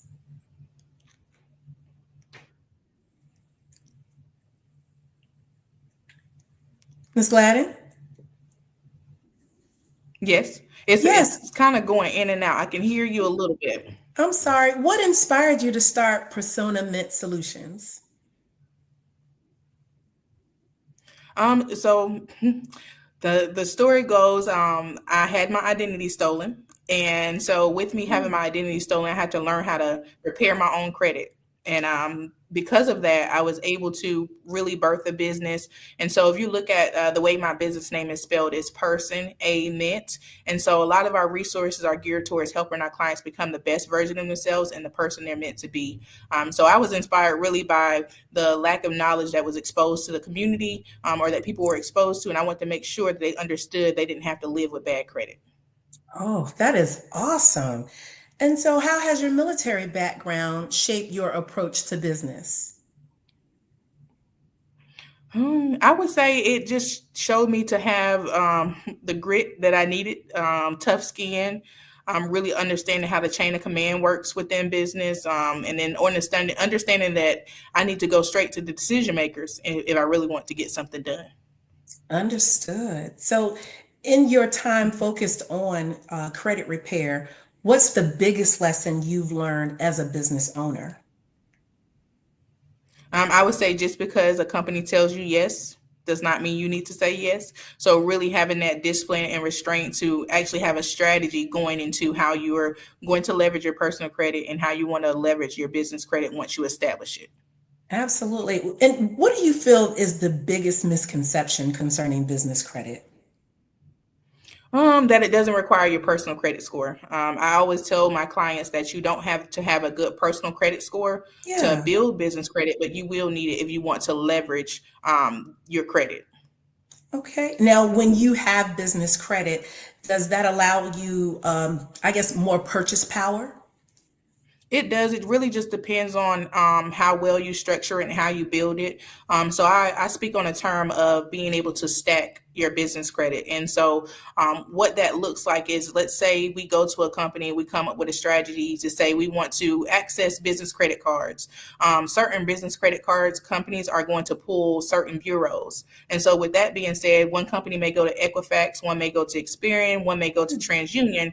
And so where you're getting that one inquiry on your credit report from each bureau, they're not seeing what you're doing on the other bureaus. And so you're able to use that strategy to get multiple approvals in one day or in a short time frame to pretty much have capital on standby. How important is business credit? So it's very important, especially when you get into lines of credit and having the business credit, especially in the government contracting space, which I've been in that space now for about 2 years. And so with that, a lot of times it takes a long time for them to pay you out. And so with that net 30 waiting period, you want to make sure you can still sustain. And so if you don't have capital or business credit, then you're going to be looking like, oh my God, what did I get myself into?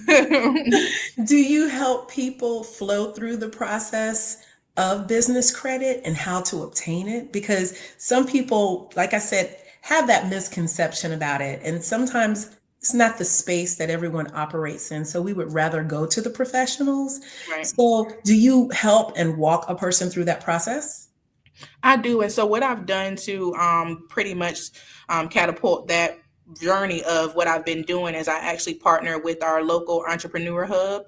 And so with that, I teach classes on it. So we start off from personal credit, we go into business credit, and then we talk about the really getting your business documents in order. So when it comes time for you to apply for stuff like that, or for you to talk to a lender, you're able to hand that stuff over. A lot of people don't understand that with business credit, it's not a repair process. You can't repair your business credit. The only way you can fix it is by paying things off or file for bankruptcy if it becomes too bad. But there's no repair process for a business credit.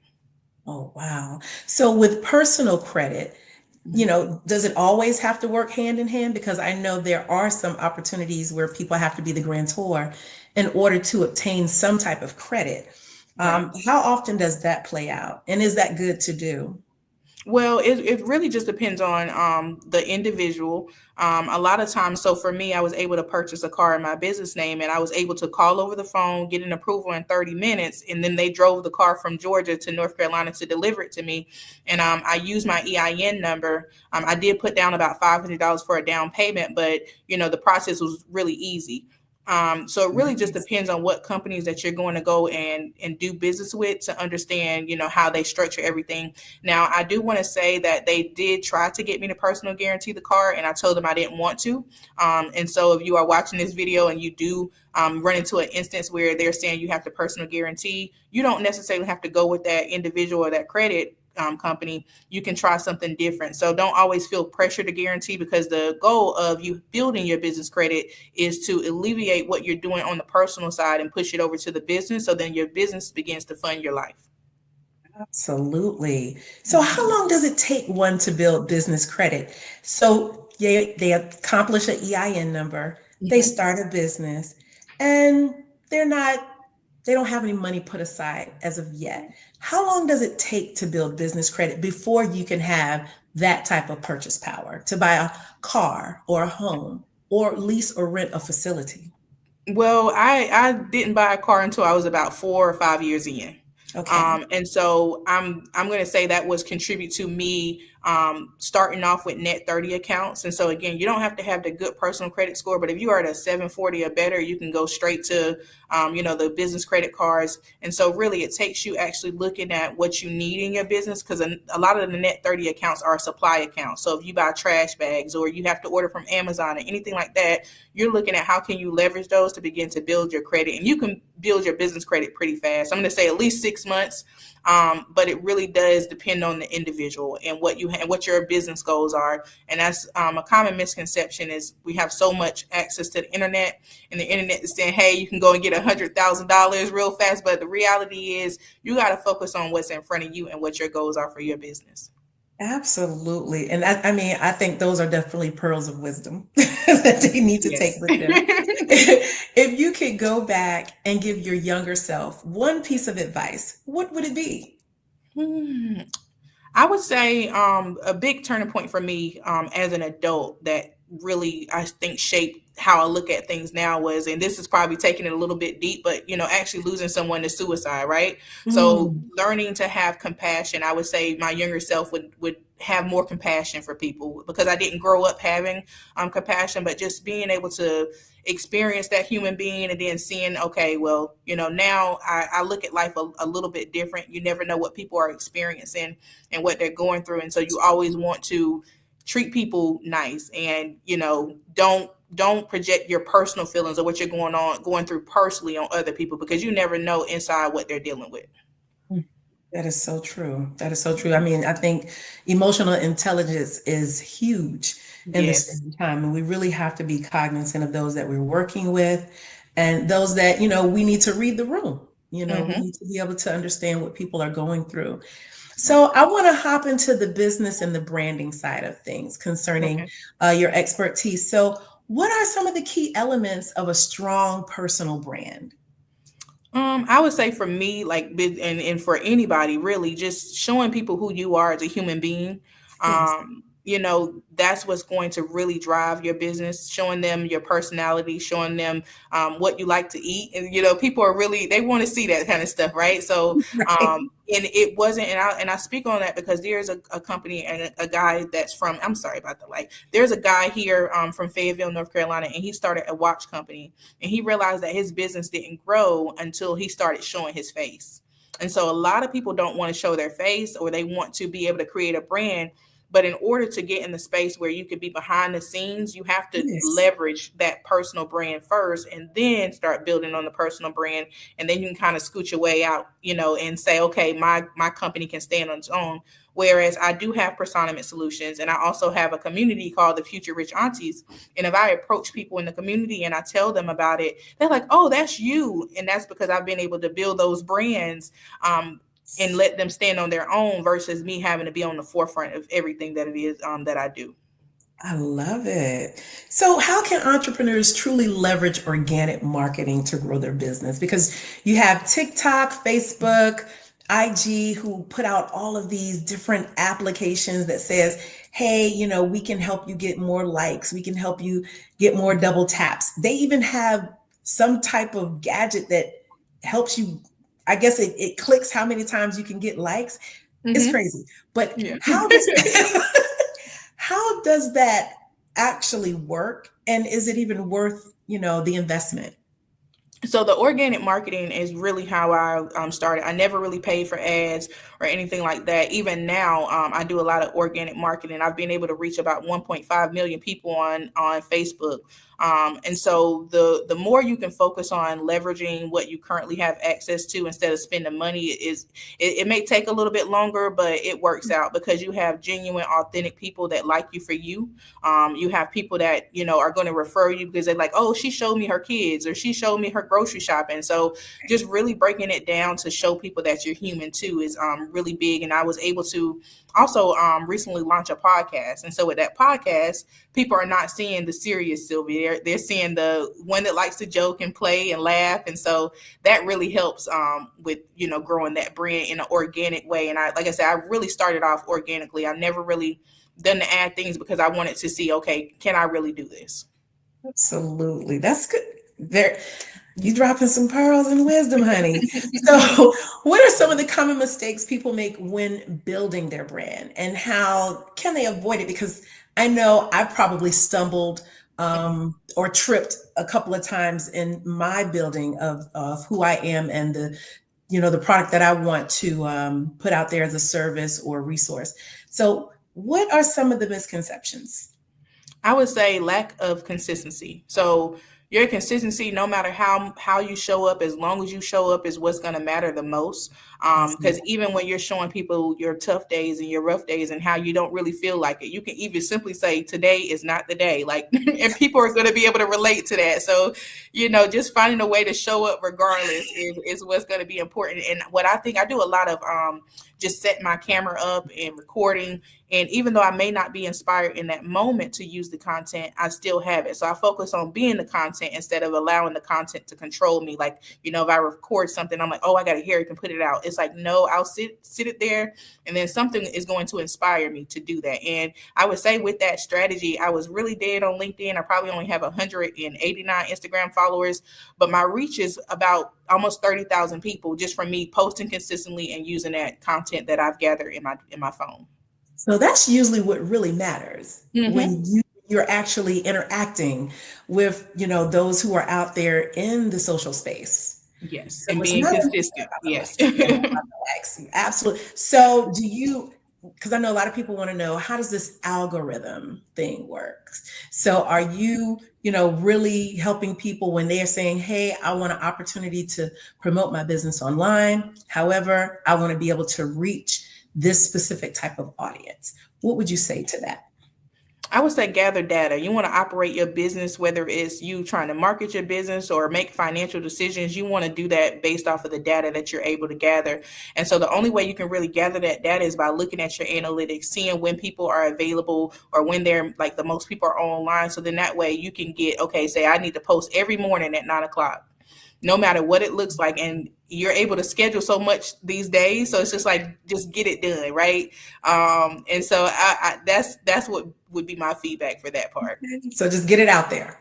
Yes. No matter just what. Do it. Don't think about it. And I'll tell you what helps me the most get out of like the emotional part of it is if I'm like, I want to post this, but I really don't want to see what people are going to say about it. I'll actually schedule it out to post later on when I'm like not emotionally attached to it. And so then, it ends up, and it works. Yes.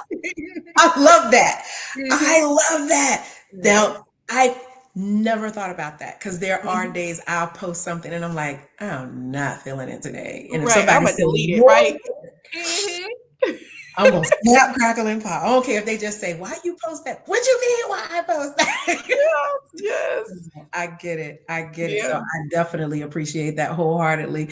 So how important is networking in today's business world? And what are, your top networking tips? Because there's so many things out here that people use to network nowadays.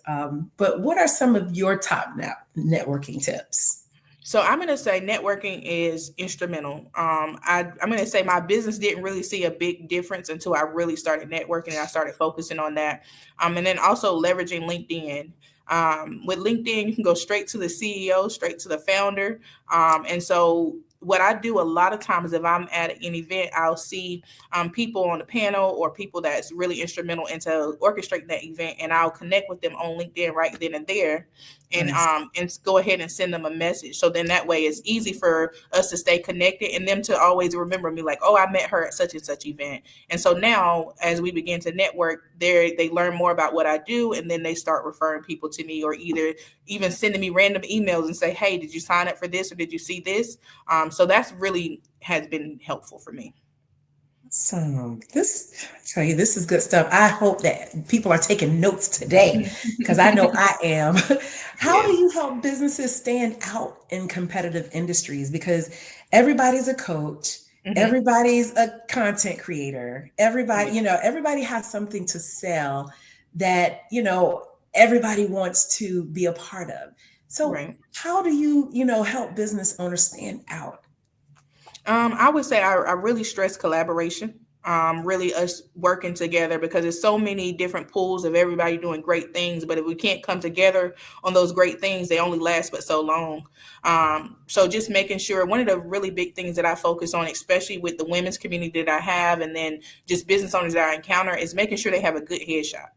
So, that picture that you have, yes, can make or break how people perceive you. And, that first impression is everything. And so just making sure that you have a good appearance, a good professional setting as far as a headshot, and that what your business is doing. So one of the things in ways I introduce Personamit Solutions sometimes is, Personamit Solutions, we focus on credit, business, and growth. And so being able to be precise about what it is that you do within your business is also beneficial. So that way you're not just rambling on about what it is you do, and by the end of it, they still don't know.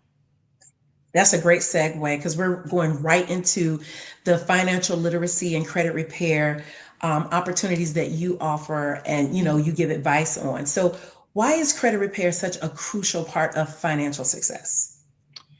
Because it increases your buying power. I would say the wealthy use debt to get access to more capital, and I would say certain demographics, or we haven't been exposed to that, right? So we look at debt like, oh my God, I got to pay all these bills and things like that. But if you get your personal credit where it needs to be, then you can leverage that personal credit to really do some amazing things, like get into real estate, investment properties. With real estate, which I didn't realize, is they have what is called surplus properties. And so if you're able to fix your personal credit and look at what you can do business-wise, these surplus properties, you can get 3 properties sometimes for $10,000.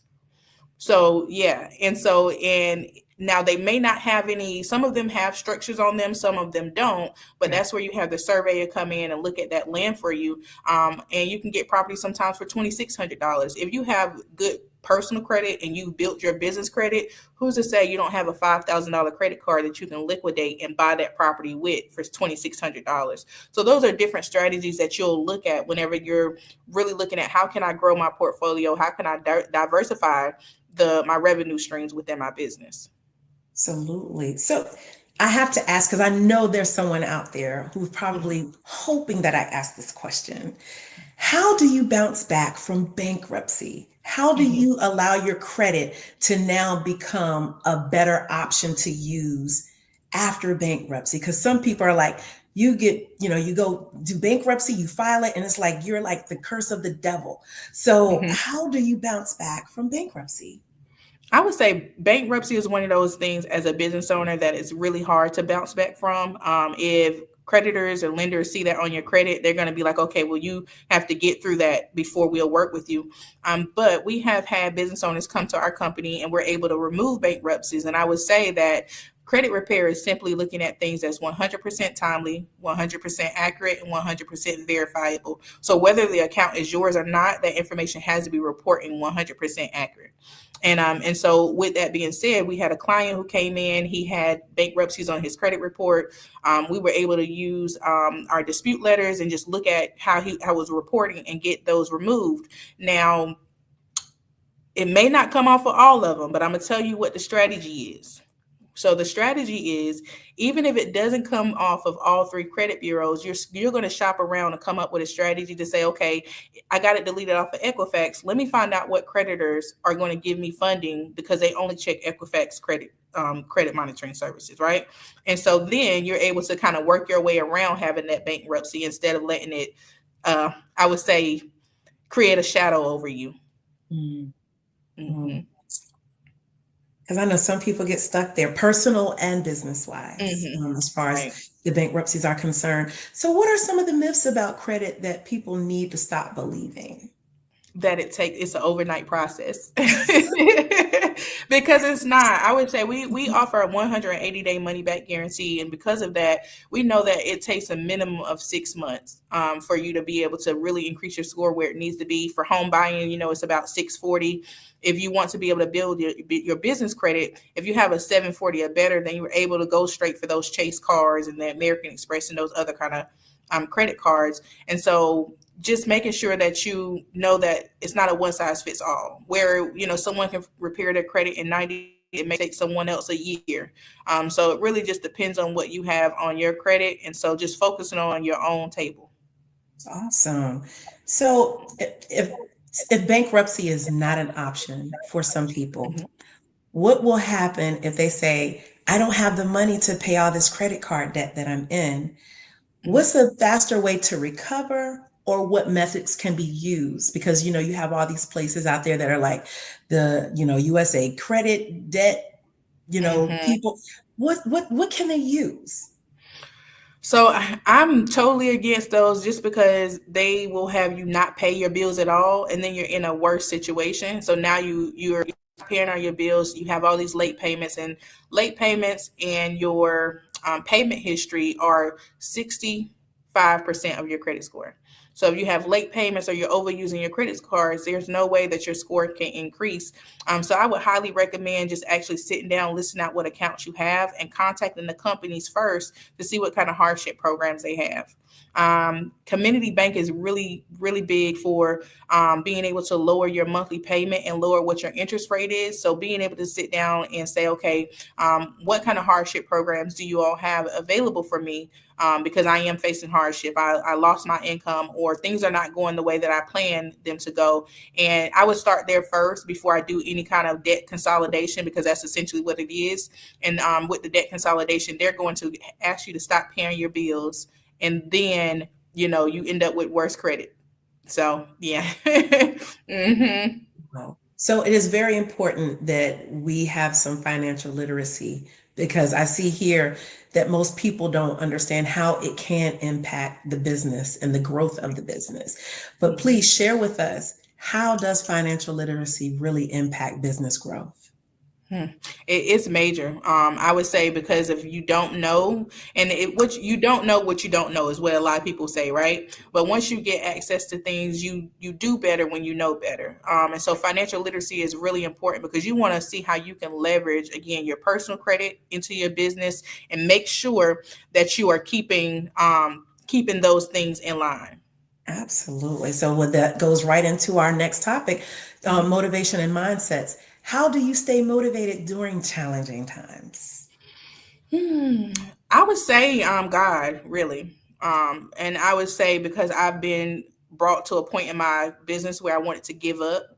But I had to realize and walk in every room and say that you are not your circumstances. And no matter what you have going on around you, that you're still capable of greater and more.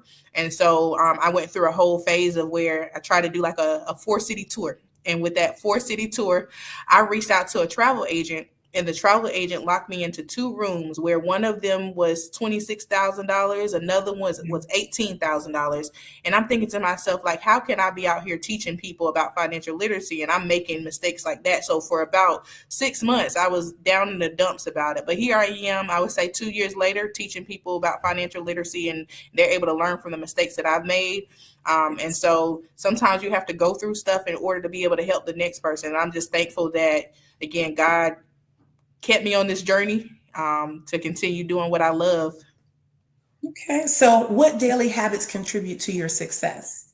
Like, how do you, like your day, how is it structured? Okay. I would say my daily habits, really delegating. So instead of like really looking at building a team that can assist you, and then learning what things you need to delegate to that team and what things you need to keep, for yourself. And I always use this example. So if it's a $1 sign, $2 sign, or $3 sign, those are probably things that you can delegate to your team. But if it's anything that's $4 signs or higher, it pretty much you probably need to be talking to that client or figuring out, what they really need. So that way there's no miscommunication. And so just making sure that I'm not taking on too much is really a everyday process. I'm up probably at like 6 or 7 in the morning because I have kids, and then making it to the office at 9 o'clock and really just communicating with my team about what we need to do and how we need to handle our clients. Excellent. I'm glad you brought up that you have a family. So how do you balance multiple businesses, family, and, maintain your focus? I would say my husband. Like, so right now he has the kids.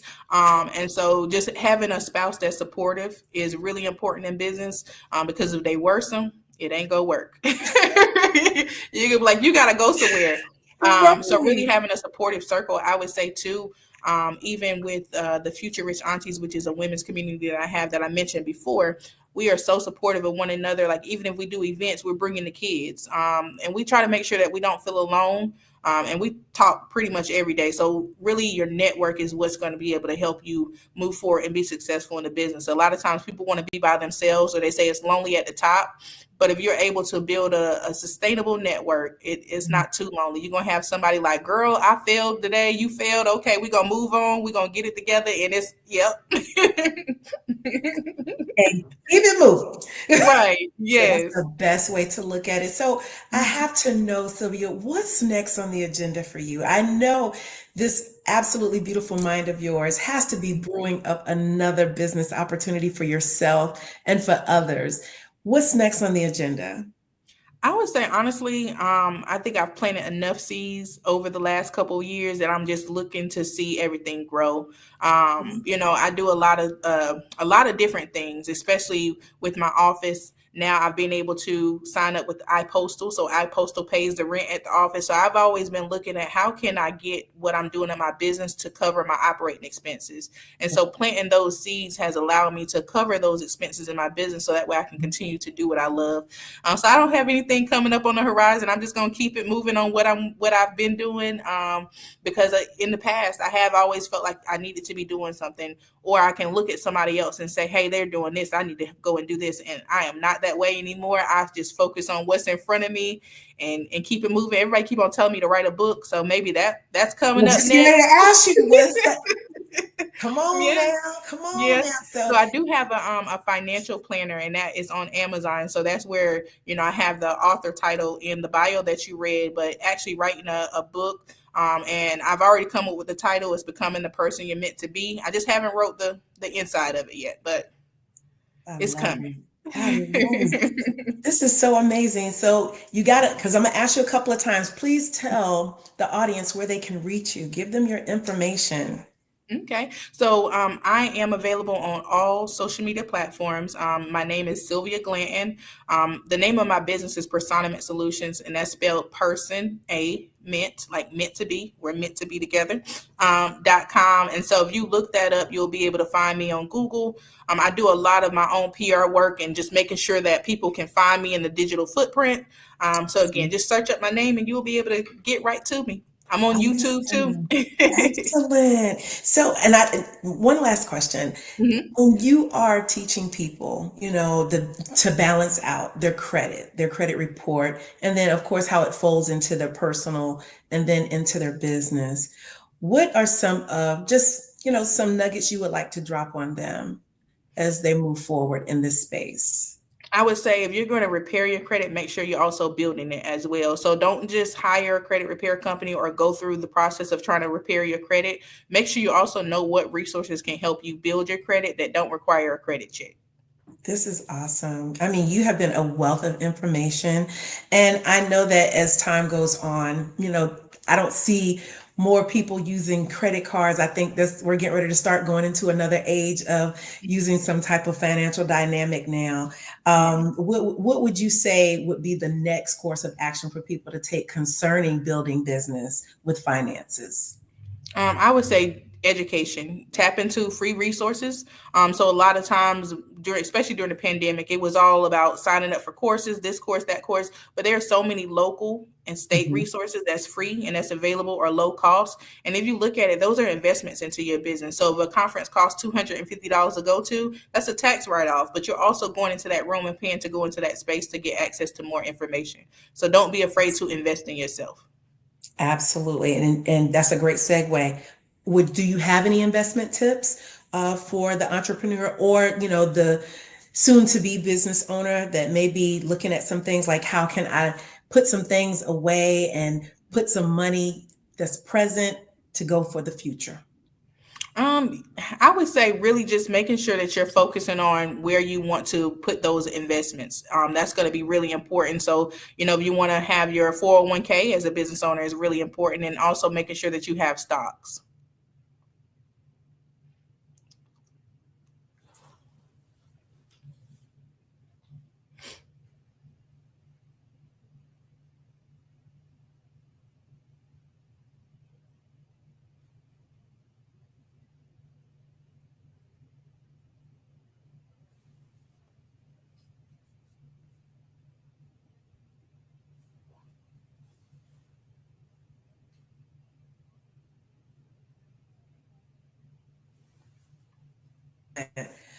Well, this has been amazing. Thank you so much, Sylvia. Remember, genius is common, and I will see you on the other side. You have a good night, love.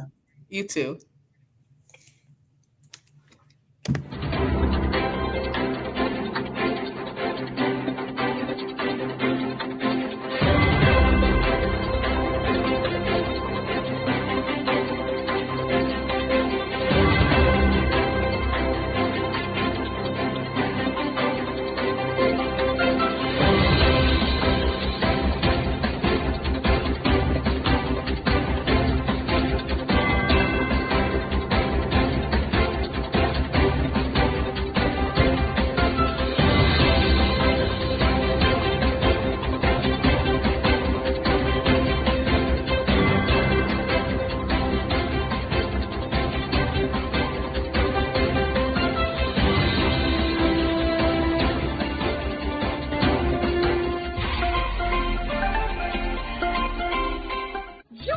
Dr. Eric Kelly III and a host of phenomenal speakers from all around the globe for this 7-day virtual event that you don't want to miss.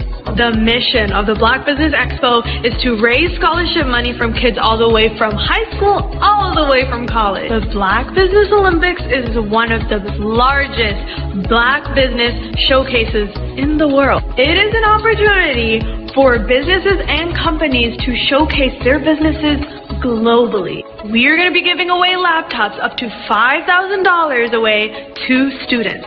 Again, I'm Olivia Appleberry, the founder of 2 Cents Finance and one of the speakers for the expo. I am so excited to see you there. For more info, go to www.blackbusinessexpousa.com or call 919-308-9090 and hope to see you there.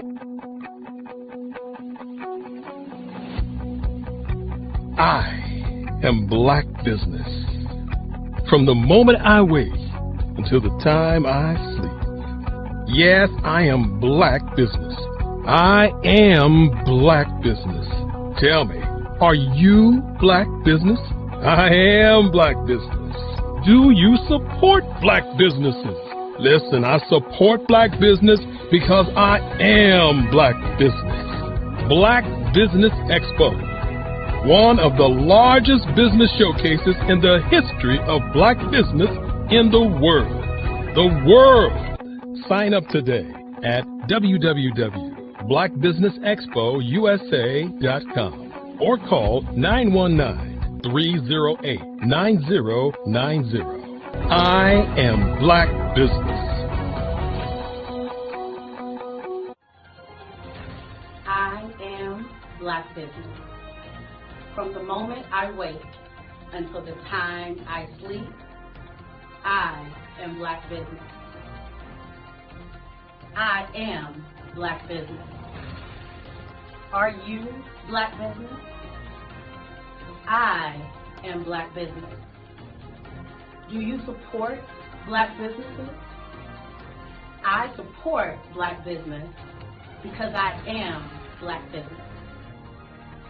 Black Business Expo, one of the largest business showcases in the history of Black America in North Carolina.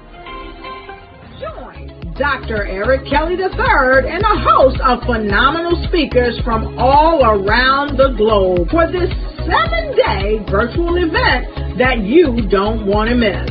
The mission of the Black Business Expo is to raise scholarship money from kids all the way from high school all the way from college. The Black Business Olympics is one of the largest Black business showcases in the world. It is an opportunity for businesses and companies to showcase their businesses globally. We are going to be giving away laptops up to $5,000 away to students. Again, I'm Olivia Appleberry, the founder of 2 Cents Finance and one of the speakers for the expo. I am so excited to see you there. For more info, go to www.blackbusinessexpousa.com or call 919-308-9090 and hope to see you there. I am Black business. From the moment I wake until the time I sleep. Yes, I am Black business. I am Black business. Tell me, are you Black business? I am Black business. Do you support Black businesses? Listen, I support Black business because I am Black business. Black Business Expo, one of the largest business showcases in the history of Black business in the world.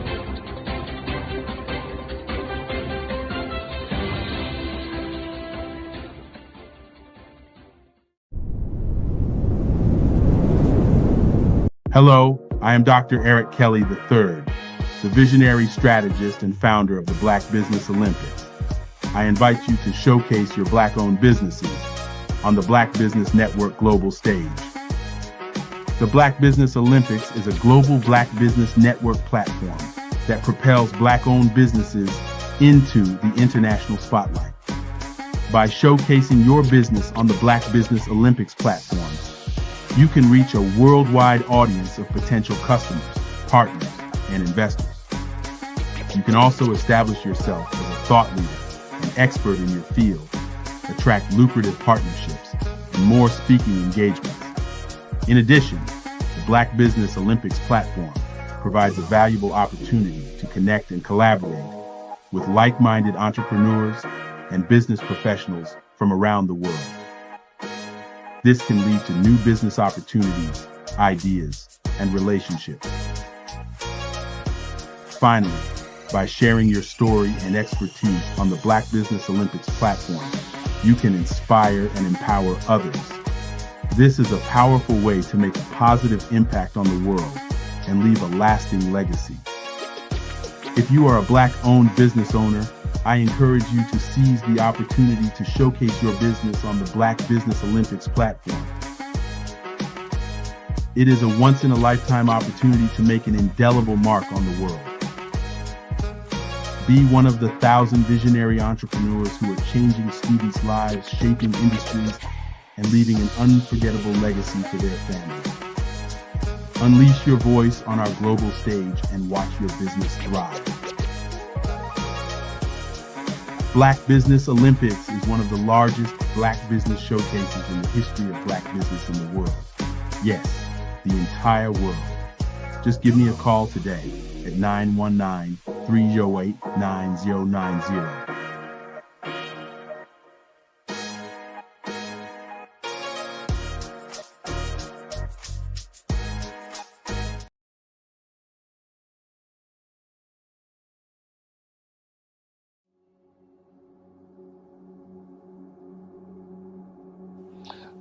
I was born and raised in southeastern West Virginia, the coal fields. My father was an AME minister.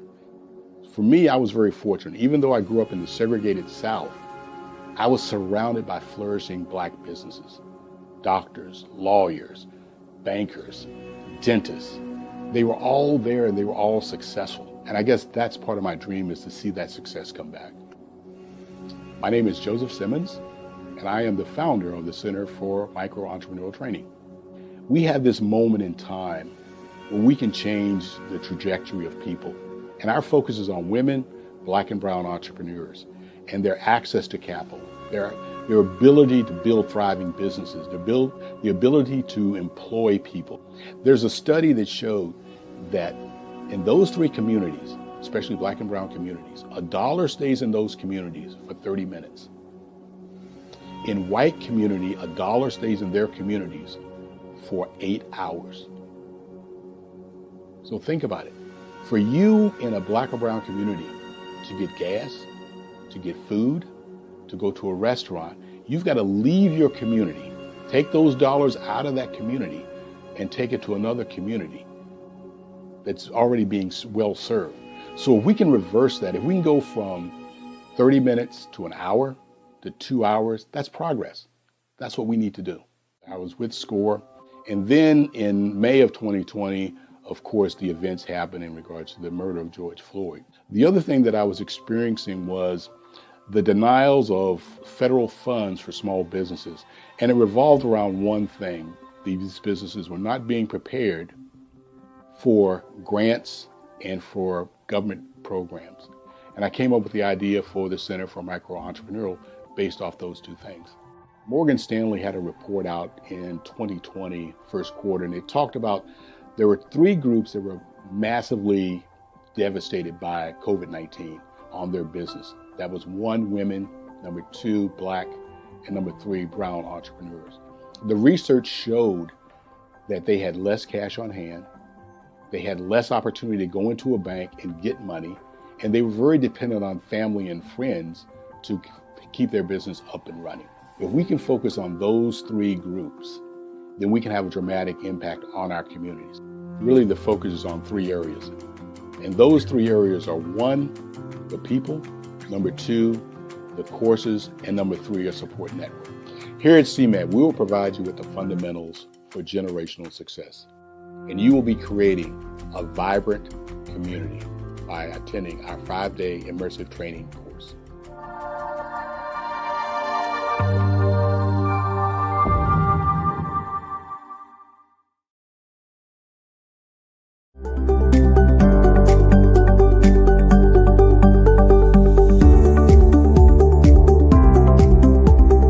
My name is Katie Bennett, and I own Lexicon Presents Publishing. We are a publishing and media company that helps you take your story and share it with the world.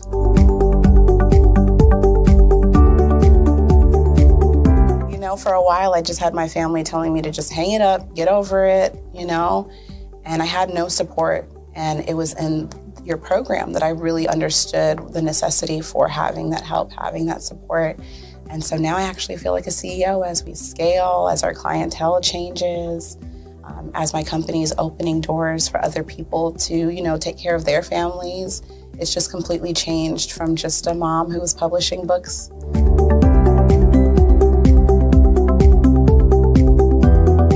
I was at a point where my job, although it was paying really well, wasn't enough.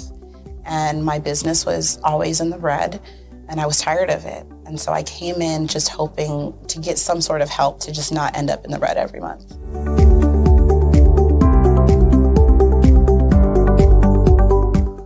Ooh, wow. Okay, so there was one in particular, I cannot remember his name, but he asked me, he said, why are you in business? And I told him that I wanted to make a difference and I want to help my community. And he let me ramble on for a while. And then when I was done, he was like, okay, all of those things are great. They make you a humanitarian, not a business owner. And he was the one who told me, he's like, you know, you have this great service and you're offering it at like a great value price.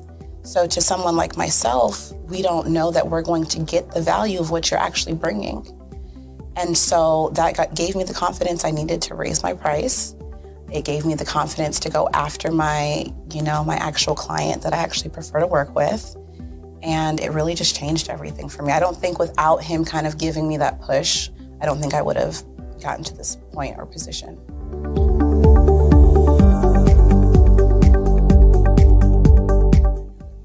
Wow, the benefits is just having a coach that holds you accountable. They set goals with you. That's been my favorite part. She has amazing experience, and so she brings her strategies and her ideas, and she helped me narrow down, what services I actually wanted to offer, how I could actually continue to offer it, how many clients at one time could I have. All of the information that she's given has just really transformed my entire company. And so I know I would have never gotten to where I am today and having some of these partnerships that I'm, having now without her help.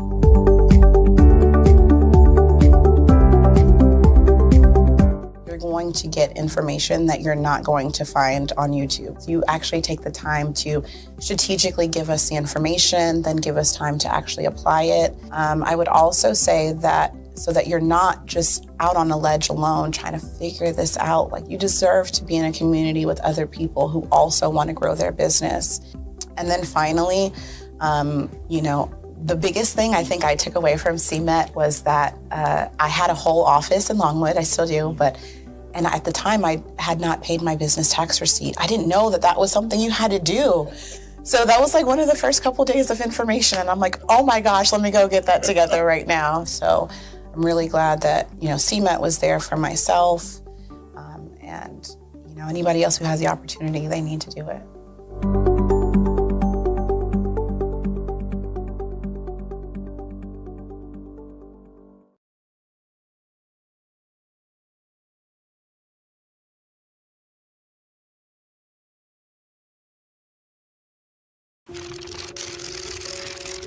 Bravery is not the absence of fear, but the ability to overcome it. We stand for those who defy suppression, who speak out, and those who walk the road less traveled. Everyone deserves to be seen and their voices to be heard. We're sparking a movement, growing a community of creators united by the desire for freedom, choice, equity, and ownership. At Fanbase, it's all for one and one for all.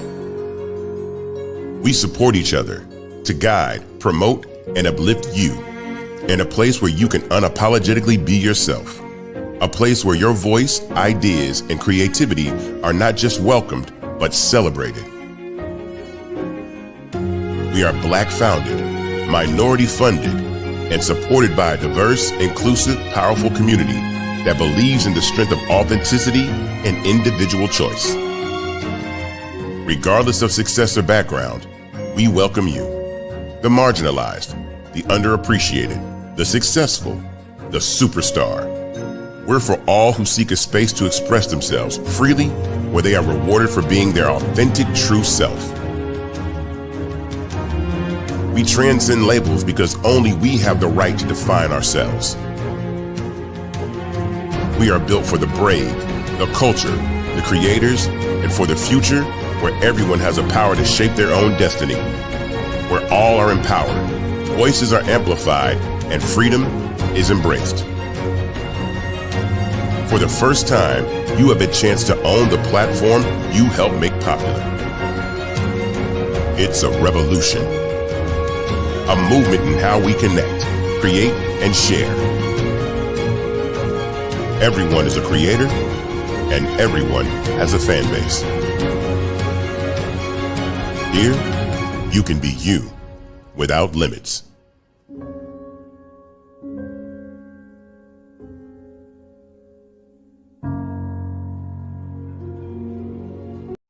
At 5-Star BDM, we don't just elevate brands, we forge industry icons. Our mission is to amplify your business and personal brand through dynamic AI-enhanced strategies and an elite professional network of over 20,000 experts. We empower entrepreneurs and small to medium-sized businesses to lead, scale, and transform. Our powerful network accelerates your speed to market and connects you with unparalleled growth opportunities.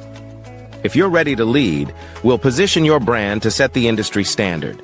Explore our comprehensive services designed to build your brand, drive growth, and innovate your business.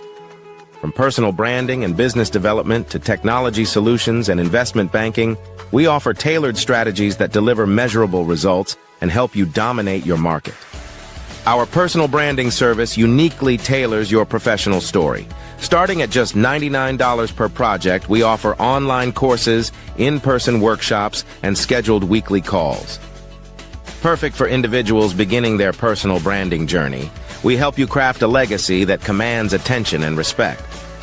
Strategic plans and execution are at the heart of our business development services. We focus on sustainable growth, helping you secure funding, scale operations, and expand your market reach. Our expertise ensures your business thrives in competitive environments. Innovate with custom artificial intelligence, machine learning, and software solutions tailored to your needs.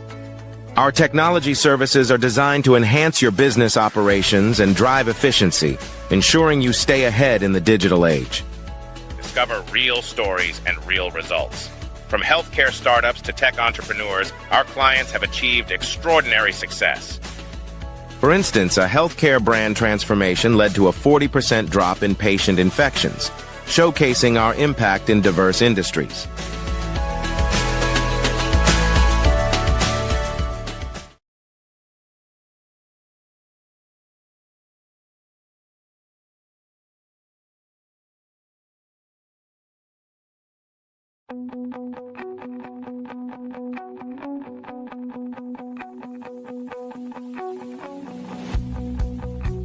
I am Black Business.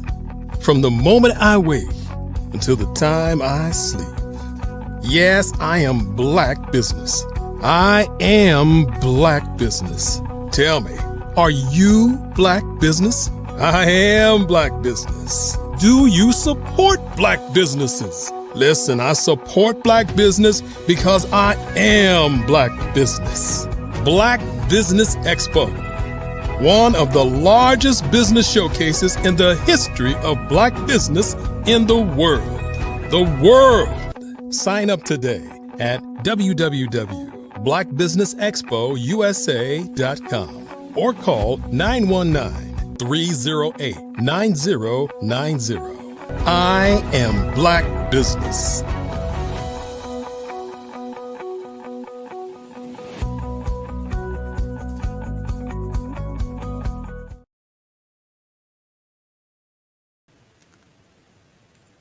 Good day, business owners, entrepreneurs, thought leaders, and corporations. Welcome to the Black Business Network. My name is Coach Taisha McCoy, and I am your business moderator for this session on the Black Business Network.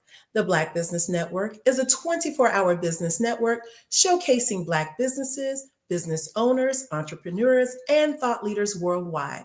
We have speakers from North Carolina, London, Singapore, Africa, Japan, and cities all over the United States. The Black Business Network is a global community sharing its businesses' knowledge and empowers, inspires, and educate businesses about business. Now we have speakers from all over, and today I will be speaking on my business, Steps to Connect. With Steps to Connect, I actually sit back and I talk with business owners, personal or professionals, about their businesses, the things that they want to do, inquire and inspire with the people that they work with, or those that they actually want to lead. So coming into Steps to Connect, it actually was a vision of mine, leaving out of the education sector. I wanted an opportunity to really put the dynamics back into the workplace that most people had lost, which was that customer service snap. A lot of times people don't feel like customer service is worthy of being in the workplace. However, we need customer service where we actually put in the greatest amount of work ethic, which is right there with the people that you work with. If you put in that work ethic, this will now be displayed to the people that we service and that we provide a service for. Most of the time we sit back and we're not realizing that we put out a certain mindset or a certain air about how we are structured in business. So we want the opportunity to really talk to people and hone in on what it is that they need to structure concerning how they work with individuals. I know there are some of you out there who are working at places where you feel defeated, or you feel as if you're not valued as an employee, or you feel like you've just hit a ceiling and you're not sure of where you need to go moving forward in your entrepreneurial space or a solopreneur space. However, either way, you should always keep the mindset to do better. Never have an opportunity go by where you feel as if you cannot be heard as an employee or as a leader. You have an opportunity to change the atmosphere by setting the climate and the dynamics within the workplace. I myself have written a couple of books in reference to that. One is called Leadership, Rules, Roles, and Goals. And then another is the Complete Professional Handbook for Employees. A lot of times people misconceive what professionalism is in the workplace. It not only talks about how to dress, how to talk, what mannerisms need to be used concerning your body language, or even how to address your superiors.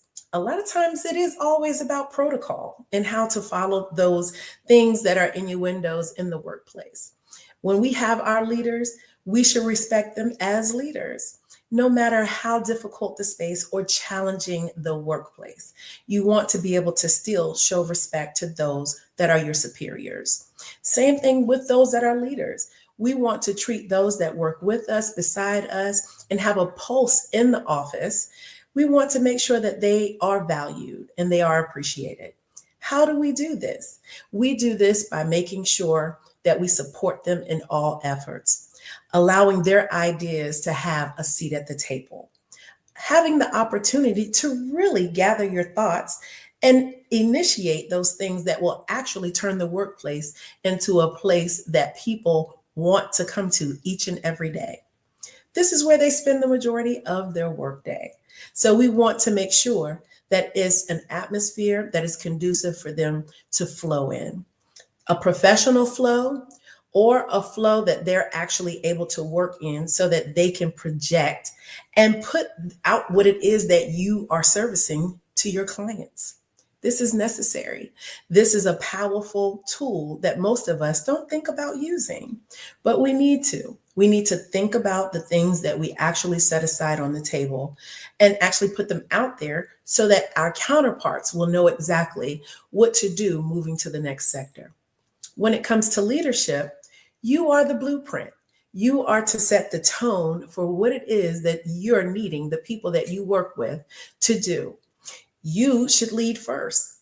Anytime that you want to make sure that you're delegating information and you're needing something to actually happen, change the dynamic by ensuring that you're being crystal clear about what it is that you need the team to do. And make sure that you are making them aware that you are going to be supportive in every effort that is available to you to ensure the success of the team. These are just little nuggets that most people are not sure of and how to actually navigate to within the workplace, but it is very necessary. We also have some things that we need to consider when it comes to emotional intelligence. Just being mindful of people in the workplace, their religion, their dress code, their family, their dynamics and culture in which they come from. You have people that you work with from all walks of life. So being sensitive to the needs and the conversations that may be had in the workplace is very necessary. And all it takes is some kindness. Kindness is free. So consider it when you are working with those that you're unfamiliar with. And it's not good to, make people feel uncomfortable because they are different from you. This is what makes the dynamics in the workplace work for each and every person. This is what makes it flow. Absolutely, having a diverse team allows people to understand and see that you are culturally sensitive to those in the workplace. So ensuring that they carry an attitude of success, they have a mindset of being able to persevere, and they're a go-getter. They are willing to go the distance for their team because they feel appreciated. A lot of times, most of the things that you actually delegate to most of your workers will be, you get the greatest work out of them when they are valued, especially by the leadership, not just by each other. So take into account those things that we need to do. If there was a one question out there that most people want to ask when it comes to the workplace itself, what would it be? You want to ask your leader, how can I be a better team player? Or do you want to ask your team, what does it take or require for me to be a better leader? Those questions should be asked as often as possible, because then you'll have a true mindset of how to delegate things within the workplace and look for the things that need to flow and operate with your team. This makes things very, very possible to take place and happen on an even keel. No one feels left out. No one feels as if, they're being favored against another member. And we want to make sure that as we move forward and talk to those individuals in the workplace, especially those that are in leadership, how are you treating your team? And are you giving them an opportunity to be heard? Their voices are important too. So you want to make sure when their ideas are actually on the table that you're taking advantage and you're allowing them to have some say so. It's amazing what results you'll get when you have your team voicing and moving the dynamics of what it is that's needing to be put on the table, those things that need to be successful. Your team is aware of. Most of the time, leadership is a little disconnected. So in order to connect with your team, ask the questions that are necessary so that they can have a voice in the room. It makes things so much easier and simpler in the workplace. Now, I would like to discuss and talk about just being an entrepreneur. What things need to happen when you're starting your business? Because this is a space that I also operate in. Coming in and someone's not sure where they need to start and focus on after they have obtained their EIN number, which, by the way, is a free process. It's just a click of the mouse where you'll go to the IRS and you're able to obtain an EIN number for free. Once you retain this, depending on what state or country you live in, there are some other dynamics that you need to follow. And that information is usually online as well, as far as what next steps need to be taken. So you want to make sure that you have the necessary information and documentation to make sure that your business has what it needs to now open up a checking account or a savings account, even if you want to obtain some business credit. So you want to make sure that all of your documentation is in place. Also, if there are certain situations that you're not familiar with concerning business or starting a business, you may want to tap into some literacy classes, making sure that your financial obligations are intact. You want to know if you have to secure a certain amount of money for whatever it is or the business that you're wanting to start. If you're needing to obtain a space, then you need to make sure that that overhead stays low. Most people operate from right off of their kitchen table, which is the best process when you do want to save money and you do not want to put things out there and make yourself more susceptible to debt. So start at the lowest point possible so that you could build yourself to obtain the things necessary for your business to be successful. Next, let's go to if you're starting a nonprofit. There are several places out here that will help you generate a nonprofit status. However, you have to be mindful that there are people out here who are price gouging. So you want to make sure that you are actually working with a reputable company that will assist you if this process is not familiar to you, especially if you want to make sure that you are obtaining the necessary documentation and paperwork so that you could get the declaration so that you could start your nonprofit. Having a tax exempt status can lead to so many successful opportunities for your business. So make sure, again, you're working with a reputable company if you're not familiar with actually doing this paperwork on your own. Now, going back to making sure that you're talking to the necessary people to either do some financial literacy classes or just talking to them in general of what needs to happen in order for your business to take flight. You might want to seek some legal counsel. What legal documentation and paperwork you want to put in place. And again, these are just questions. No one has to really put out more funding or financing to do certain things to start your business. But you definitely want to have a business plan, whether it's a lean business plan or a robust business plan. And it should speak to your future of your business. It should be a plan that is dedicated to a 3, 5, or 10-year plan so that banks, as well as other companies that may want to partner with you, know the forecast of what your business is doing and what you want it to look like going forward. So make sure that this information is put in place. And again, if you're not familiar with this documentation or the paperwork necessary, make sure that you're reaching out to someone such as myself. You can have a business coach, or you can research a good portion of this documentation through literature or YouTube, or you can actually go to different places within the community that may give you free classes as well.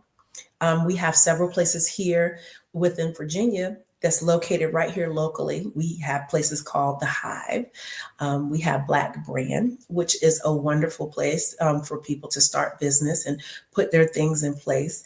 And they start you from the ground level as long as you have 2 years of business experience, or you've had your EIN for at least 2 years. So whether you were in business for 2 years or 20 years, you have a space that can assist you and help you build your business to be very successful, help you obtain funding, give you a platform to make your business seen, as well as give you information concerning how to take care of your financial responsibilities to ensure that your business stays business.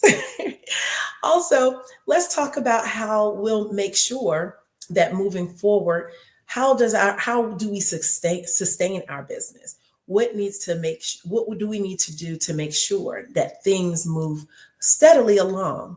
Well, one is maintaining your documentation. That is very important.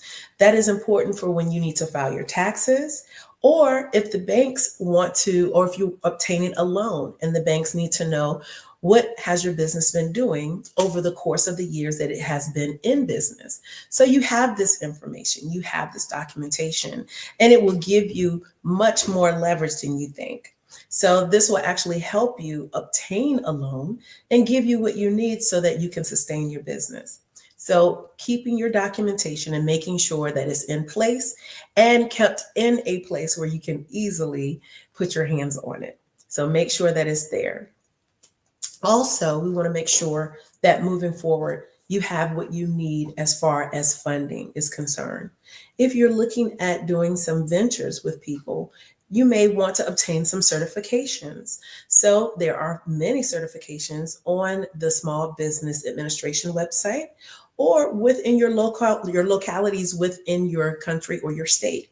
So make sure that you're able to research that information and know who you need to connect with and talk to concerning those business necessities, especially if you're a minority or a small business or a micro business. You want to make sure that you obtain certifications that can position your business for success. Also, having the opportunity to collaborate with other businesses that do what you do. Some people are willing to share the secrets of their success. So take advantage of that. That will definitely give you a leg up moving forward with what you do. Because I'm pretty sure there's something very special that your business does outside of what you need to do concerning your business as a whole.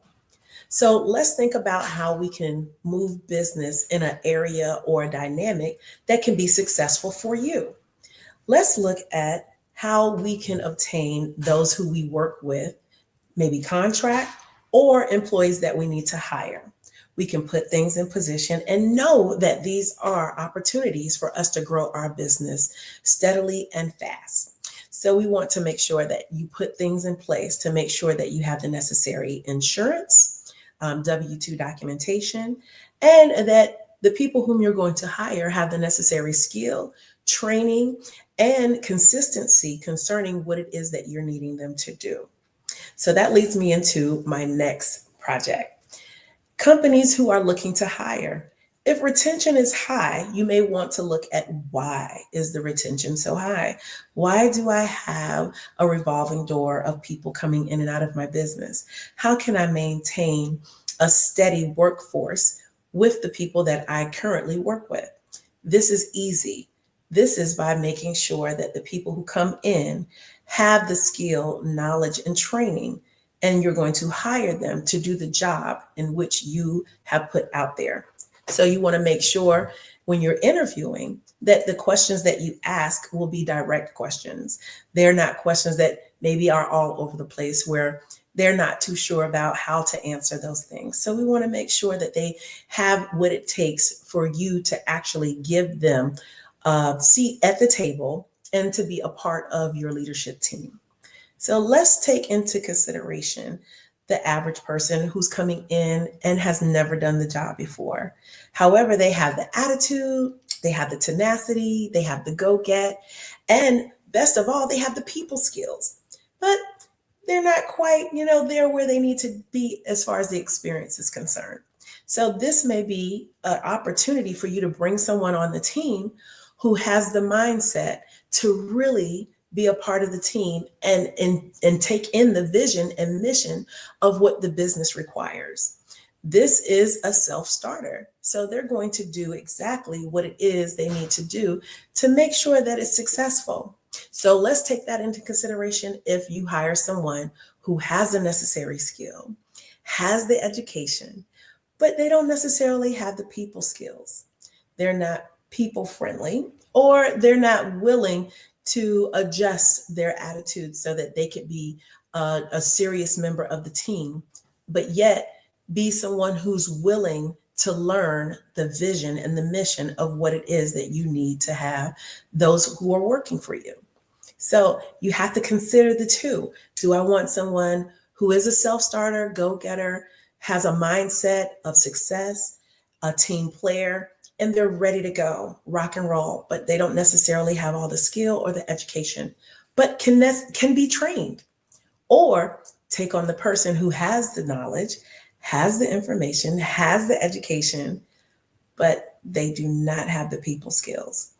These are sometimes, situations that we are forced to make choices and decisions about when it comes to those working on our team. So you want to make sure that you're taking into consideration, who do you really want to be a part of your team? Who do you really want, just around the people that you already have in place? Take those things into consideration. Those will be opportunities awaiting your company as it grows and as you continue to flow with those who you work with. So we want to make sure that you're asking those questions in that interview process. And we want to make sure that the interview process is not, so stiff. It should be a conversation. So keep that into consideration as well. Are you asking these questions when you're in the interview? And are you giving an atmosphere that this is a position that you're going to be in? And, we're already setting the tone. It makes it absolutely amazing if you do that. So if you're setting the tone in the interview of pretty much how you're going to be in the workplace or how you're actually going to structure those who you work with, this will be the perfect time to initiate an opportunity to see how they're going to be receptive to the interviewing process.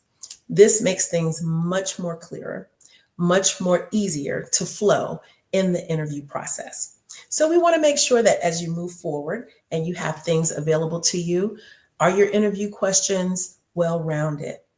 Are your interview questions highlighting the opportunities for them to gather what position they'll actually be working in?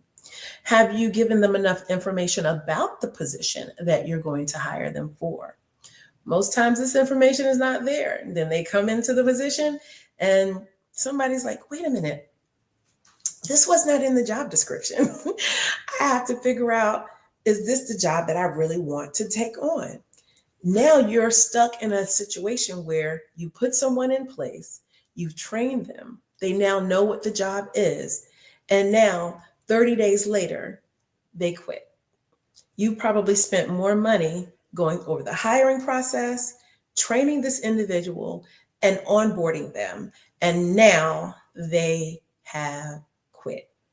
What do you do? So most of the time, this means that that person was not given the full opportunity to understand what that actual position entailed, or you did not really explain to them and communicate to them what their role would be within the workplace. So you want to make sure that in the interviewing process, you give as much information as possible concerning the role that they will actually be working in. Even if it's the information that's challenging within the workplace, make them aware. Because if they scare off easily because you've given them information concerning those challenging situations within the workplace, then this may not be someone who you want part of your team. You want someone who's willing to stand in the gap, someone who's really going to be sure about the position that they're taking on. And in order for them to make an informed decision, they must know all of the information concerning the position in which they'll be hired for. It's also good to know what the salary requirements are put out. If you have not given them that information, more than likely, they're not going to sit in place either. Because if you're paying them or an underemployed wage and they come in and they see that this is not what was discussed and you want to renegotiate salary, then you may have to open up that opportunity if you did not share with them all of the information necessary for them to actually take on that position.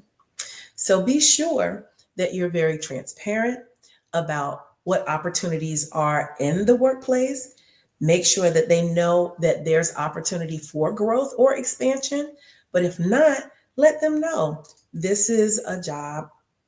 This is where the buck stops. Or if there is room for advancement, what is necessary for them to reach that level?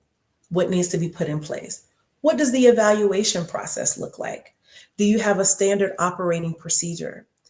And these are questions that not only the employer should be asking the person the person who's interviewing should be asking the employer, but these are things that you need to make sure you are asking the employers. Do they have these things in place? Do they have a comprehension training program? Do they have mentorship? Do they have shadowing? Do they have people who are going to stay on board and work with you before they phase out of that position? These are good questions to ask if you are seriously entertaining moving into a new position, or if you're interviewing with a team or a business that you're considering wanting to work for. Make sure you ask the necessary questions. I think it's okay to do. No one should make you feel uncomfortable because you're asking questions. Most workforces will actually ask you, do you have any questions for us before we end the interview? Ask those questions. Ask the necessary questions that you need in order for you to make an informed decision about working with that company. So never take, it for granted that someone is wanting you to give them feedback about the interviewing process. And also those companies, it would be nice to have someone follow up with those people to ask them about your interview process. It's great to have an evaluation about every aspect of your company, asking them, how did they feel during the interviewing process? Were the questions that were asked, were they clear? And were they able to answer without hesitation? And also, did they give you a really good description of the position that you would be working in? And if hired, would you have made an informed decision from the interview process? So these are things that you can consider as a business owner, setting up an opportunity for you to have an evaluation process in place. Also, with the onboarding, once a person is hired, do you have someone in place that's going to call, follow up with them to see how things are going within their first 30 days? This can also be a highlight of your business as well. This is showing that you care about the workplace. This is showing that you care about their success and that they're being supported in the role in which they're now being hired for. So within 30 days, 60 days, 90 days, I would advise every business owner to have the opportunity to put someone in place to ask these questions, just following up with those who you've hired. They may have some things that you might want to know about. They may feel indifferent about the position after 30, 60, or 90 days. And then this gives you a leg up to know how that person is feeling. Or you can find out what you could do as the business owner, supervisor, or leader in place. What can I do to make your work experience better? And if there is something that you're able to do within means, try it. Have the opportunity to see if this is something you would like to do. So don't think or feel that, everything has to be where we hire them, we bring them on, and then that's it. We release them to the wolves. And this is how most workplaces function. They don't have an opportunity to let someone know. So it's been a pleasure. I truly enjoyed speaking with you all. And remember that genius is common, and I will see you on the other side.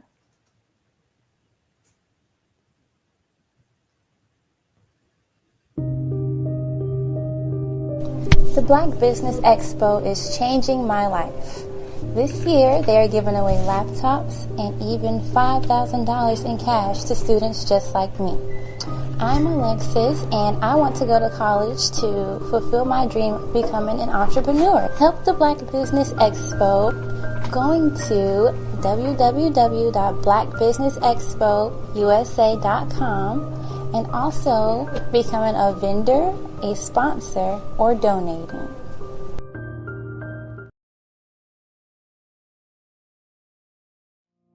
Did you know that approximately 333.34 million businesses exist today, according to a report from 2021? And you may be one of those businesses, or maybe you're not in the business market yet, but you're aspiring to be a business owner.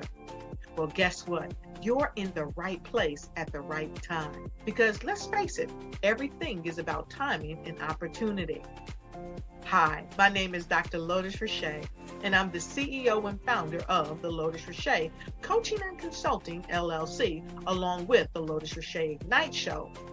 15 minutes of success with Dr. Lotus Richey, as well as books to boom your business and bring who you are. And today, I want to bring this amazing message to you about the Black Business Network and the Black Business Olympics. See, the Black Business Network and the Black Business Olympics is designed to help people just like you, that's right, that look like me, to take their business to the next level. Not just in your front yard or your backyard, but globally. The Black Business Network and Black Business Olympics is designed not to just help you survive, but to help you thrive. So join us today as we come together with businesses all around the world to support our students, our children, our young teens, our young entrepreneurs. What we do is we come together to help raise funds for students who are aspiring to be business entrepreneurs, who are aspiring and who are thriving in college. We endow them with a wonderful opportunity to gain scholarship of either a laptop or several thousands of dollars. And we invite you to help be a contributor to this amazing opportunity to help someone that looks just like you. So join us today at our website and let us connect with you and help you ignite and take flight in every area of your life on the Black Business Network and the Black Business Olympics. I'll see you on the other side.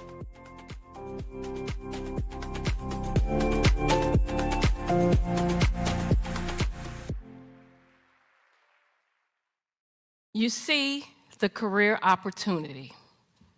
You feel it's yours.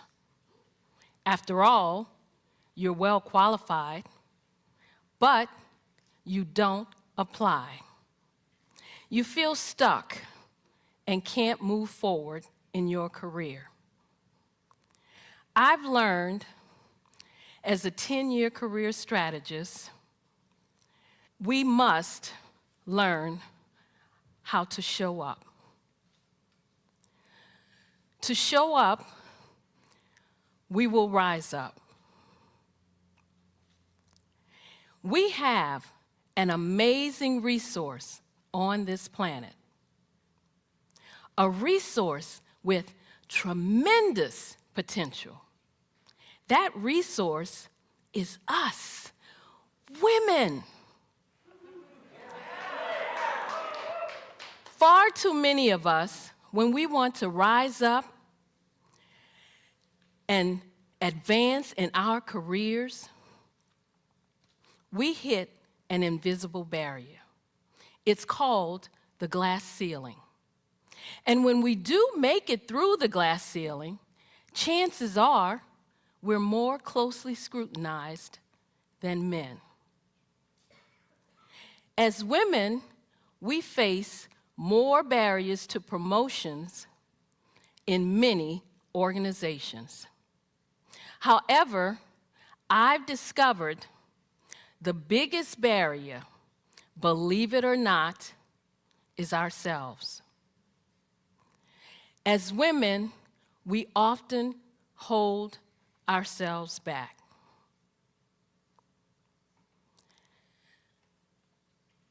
We are not rising up and tapping into our full potential for 3 reasons. The first is a lack of confidence in our abilities. As women, we hold ourselves back when we make career decisions based on what-ifs. We listen to that little voice in our heads that says, what if I'm not good enough? What if I don't have what it takes? What if I fail? An article in the Harvard Business Review says, men will apply for a position when they meet only 60% of the requirements. Good for them. But what do? We will only apply if we feel we can meet 100% of the requirements. Instead of moving forward with confidence, we hold back. We let fear and doubt take over, even though we know we're well qualified. And the second reason is a lack of assertiveness. We have talents and potential, but who will see them if we don't speak up and get noticed? When we join a meeting, we often sit in the back or to the side. When we could assert ourselves, we don't. We shrink back. We let others interrupt us or say nothing when other people take our ideas. When we do speak up, we express ourselves with uncertainty, saying things such as, I'm not sure if this is relevant. I don't know if this is helpful. This may not be a good idea, but when you and I use words and phrases like these, we undermine our credibility. And the third reason, we don't build a support network. My friend, Kim, applied for a position. Her female supervisor felt she was more than qualified. But the supervisor would not give Kim a recommendation. The supervisor felt it would look too much like favoritism. To me, this just looked like one woman who would not reach back and help another woman. If we want to rise up, we must learn to support each other. We need to show up to rise up. Showing up means taking responsibility for your own career path. It was 2005, and I had a comfortable job as an analyst working for the U.S. government, but I wanted more. A supervisor's position opened up, and I submitted my application. I tried to find out as much as I could about who was applying, what were my chances. I discovered that 2 men were applying for the same position. I also discovered that neither of these men had the qualifications that I had. But I was optimistic because one of the women on the interview panel told me that she would support me.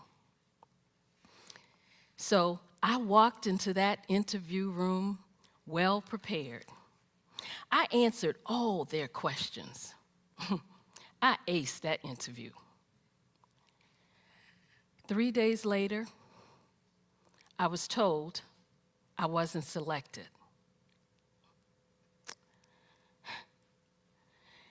Not only did they select the least qualified one,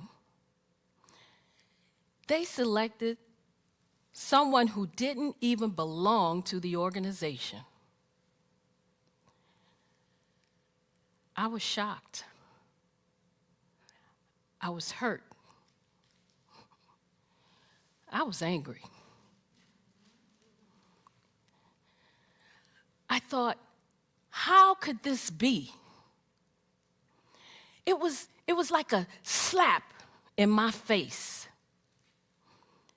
I deserved that job.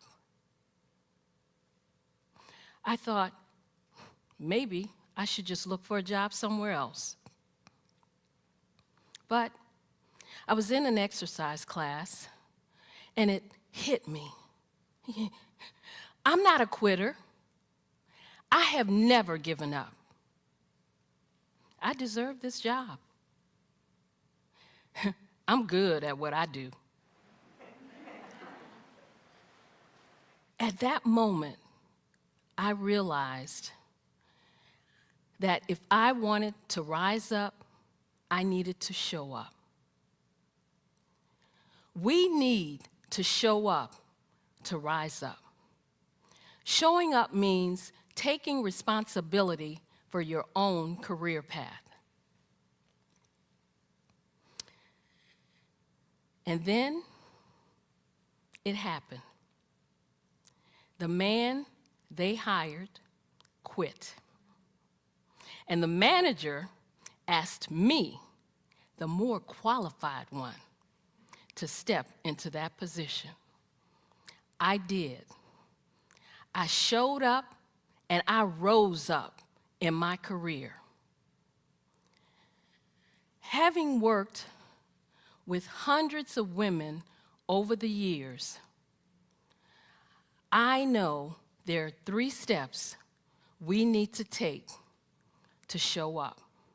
The first is to build confidence. The second is to be assertive. The third is to build a support network. When we follow this 3-step process, we will show up to rise up.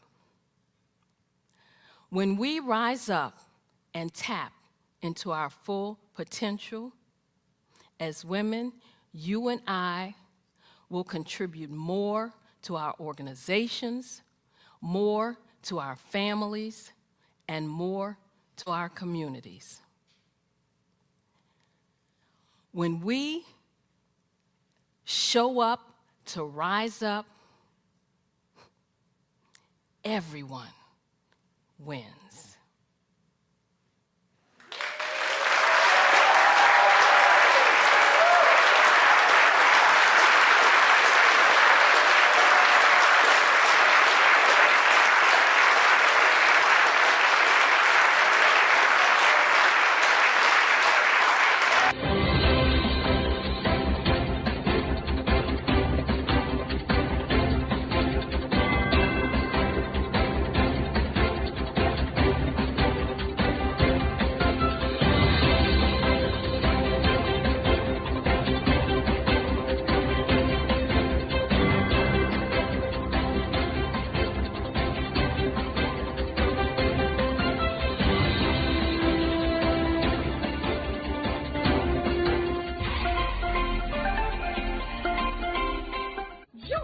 Dr. Eric Kelly III and a host of phenomenal speakers from all around the globe for this 7-day virtual event that you don't want to miss.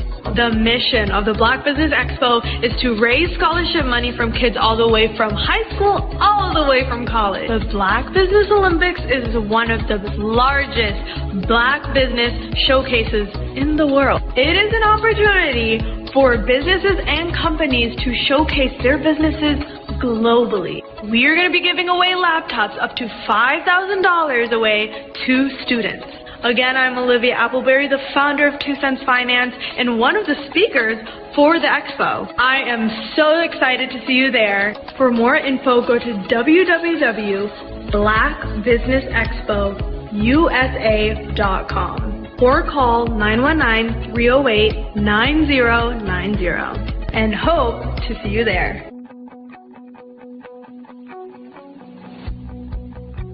I am Black Business. From the moment I wake until the time I sleep. Yes, I am Black Business. I am Black Business.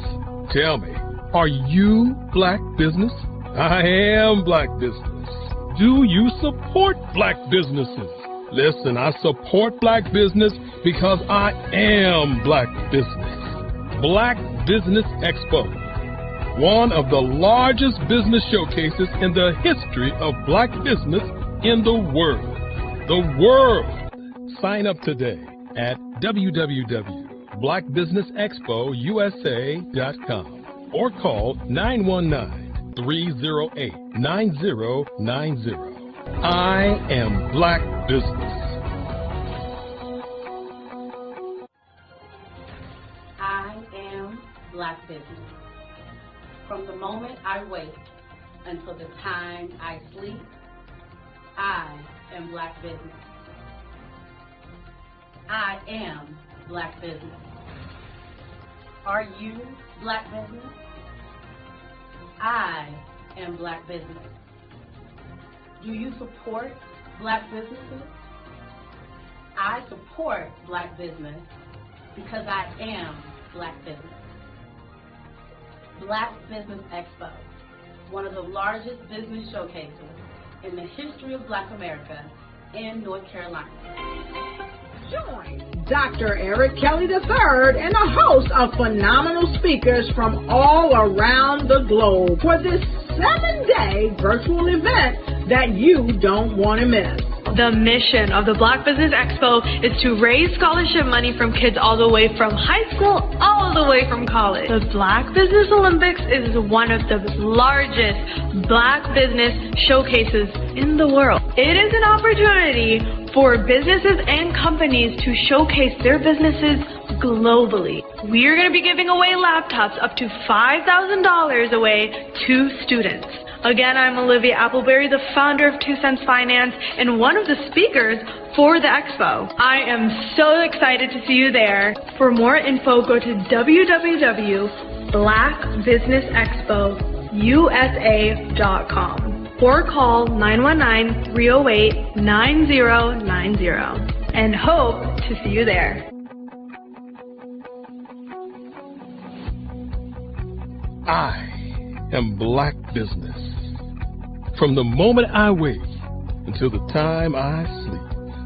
Yes, I am Black Business. I am Black Business. Tell me, are you Black Business? Black Business Expo, one of the largest business showcases in the history of Black business in the world.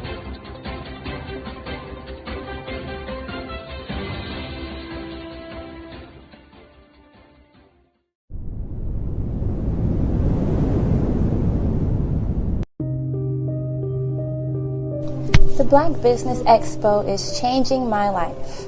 This year, they are giving away laptops and even $5,000 in cash to students just like me. I'm Alexis, and I want to go to college to fulfill my dream of becoming an entrepreneur. Help the Black Business Expo going to www.blackbusinessexpousa.com and also becoming a vendor, a sponsor, or donating. Hello, I am Dr. Eric Kelly III, the visionary strategist and founder of the Black Business Olympics. I invite you to showcase your Black-owned businesses on the Black Business Network global stage. The Black Business Olympics is a global Black Business Network platform that propels Black-owned businesses into the international spotlight. By showcasing your business on the Black Business Olympics platform, you can reach a worldwide audience of potential customers, partners, and investors. You can also establish yourself as a thought leader, an expert in your field, attract lucrative partnerships, and more speaking engagements. In addition, the Black Business Olympics platform provides a valuable opportunity to connect and collaborate with like-minded entrepreneurs and business professionals from around the world. This can lead to new business opportunities, ideas, and relationships. Finally, by sharing your story and expertise on the Black Business Olympics platform, you can inspire and empower others. This is a powerful way to make a positive impact on the world and leave a lasting legacy. If you are a Black-owned business owner, I encourage you to seize the opportunity to showcase your business on the Black Business Olympics platform. It is a once-in-a-lifetime opportunity to make an indelible mark on the world. Be one of the 1,000 visionary entrepreneurs who are changing students' lives, shaping industries, and leaving an unforgettable legacy for their families. Unleash your voice on our global stage and watch your business thrive.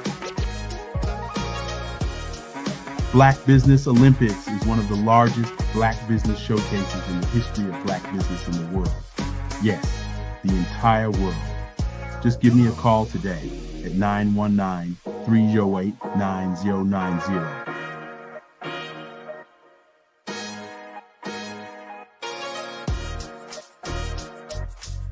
Artist to me is a creative expression of something from nothing.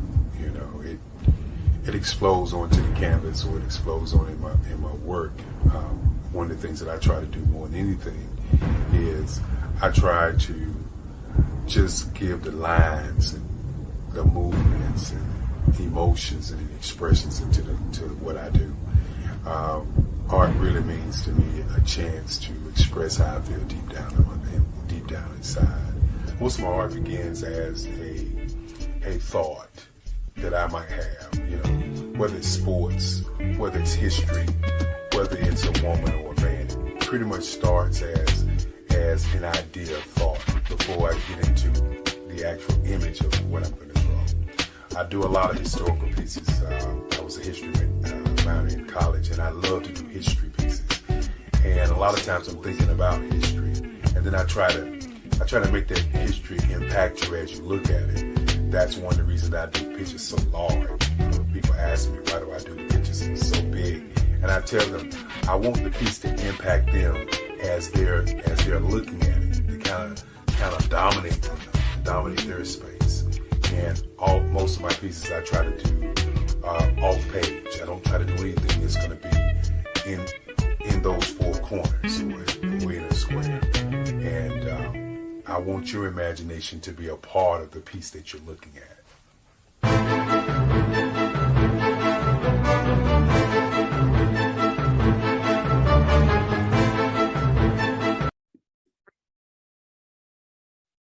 Hello, I'm Dr. Madeline Ann Lewis, President and CEO of the Executive Women's Success Institute. And my genius is helping women accelerate the path to success.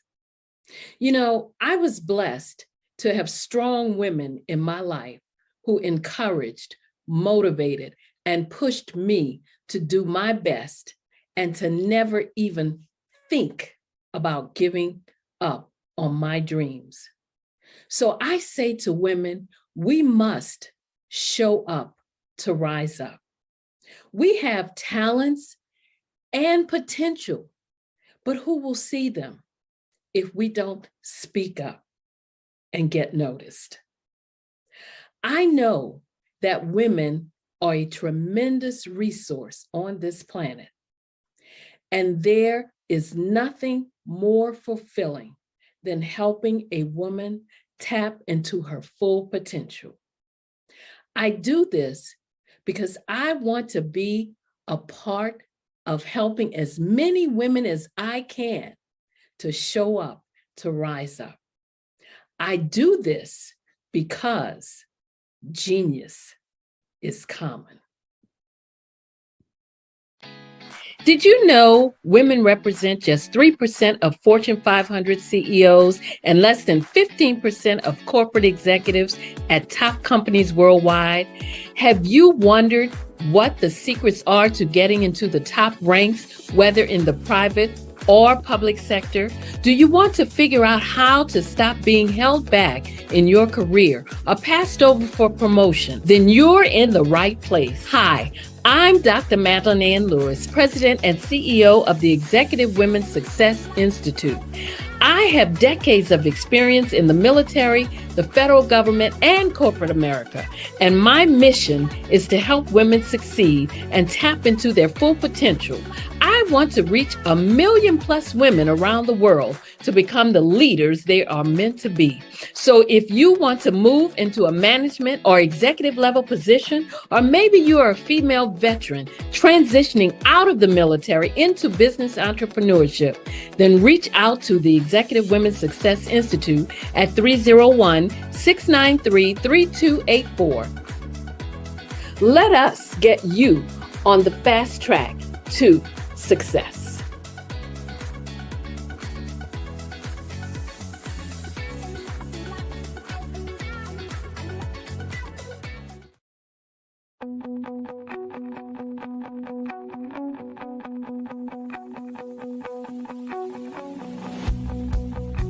I am Black Business.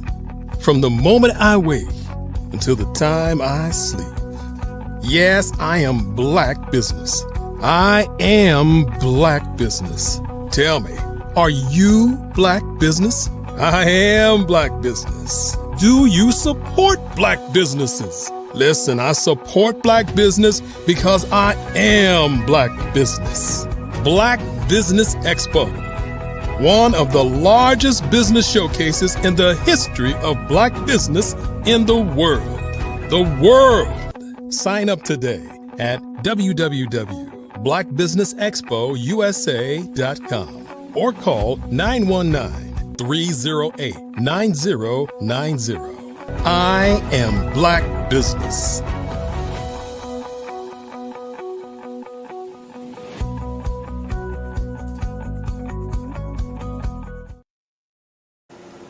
Good day, business owners, entrepreneurs, thought leaders, and corporations. Welcome to the Black Business Network. My name is Coach Taisha McCoy, and I am your business moderator for this session on the Black Business Network. The Black Business Network is a 24-hour business network showcasing Black businesses, business owners, entrepreneurs, and thought leaders worldwide. We have speakers from North Carolina, London, Singapore, Africa, Japan, and cities all over the United States. The Black Business Network is the global community sharing its business knowledge to inspire, empower, educate businesses and business owners all over. We have speakers from North Carolina, London, Singapore, Africa, Japan, and cities all over the United States. The Black Business Network is a global community sharing business knowledge to empower, inspire, and educate businesses about business. Our speaker today is Dr. Madeline Ann Lewis. She is the dynamic founder of the Executive Women's Success Institute, dedicated to empowering individuals, primarily women, in their careers, businesses, and personal lives through a comprehensive toolkit of essential life skills. With extensive experience in city and federal government, as well as in the U.S. military, Dr. Lewis is a sought-after career strategist, business consultant, and international TEDx speaker. She has authored multiple best-selling books, including Finding Your Best Inside, and hosts the Success for Women's radio and TV show. A recipient of numerous accolades, including the 2024 Presidential Lifetime Achievement Award and the 2023 Visionary of the Year Award. Dr. Lewis passionately inspires women to lead with confidence, charisma, and credibility, guiding them toward mental, physical, spiritual, and emotional well-being. Her commitment to helping others achieve their best selves is evident in her professional development, training, and workshops conducted across the globe. I present to you, my sister, to you, Dr. Madeline Ann Lewis.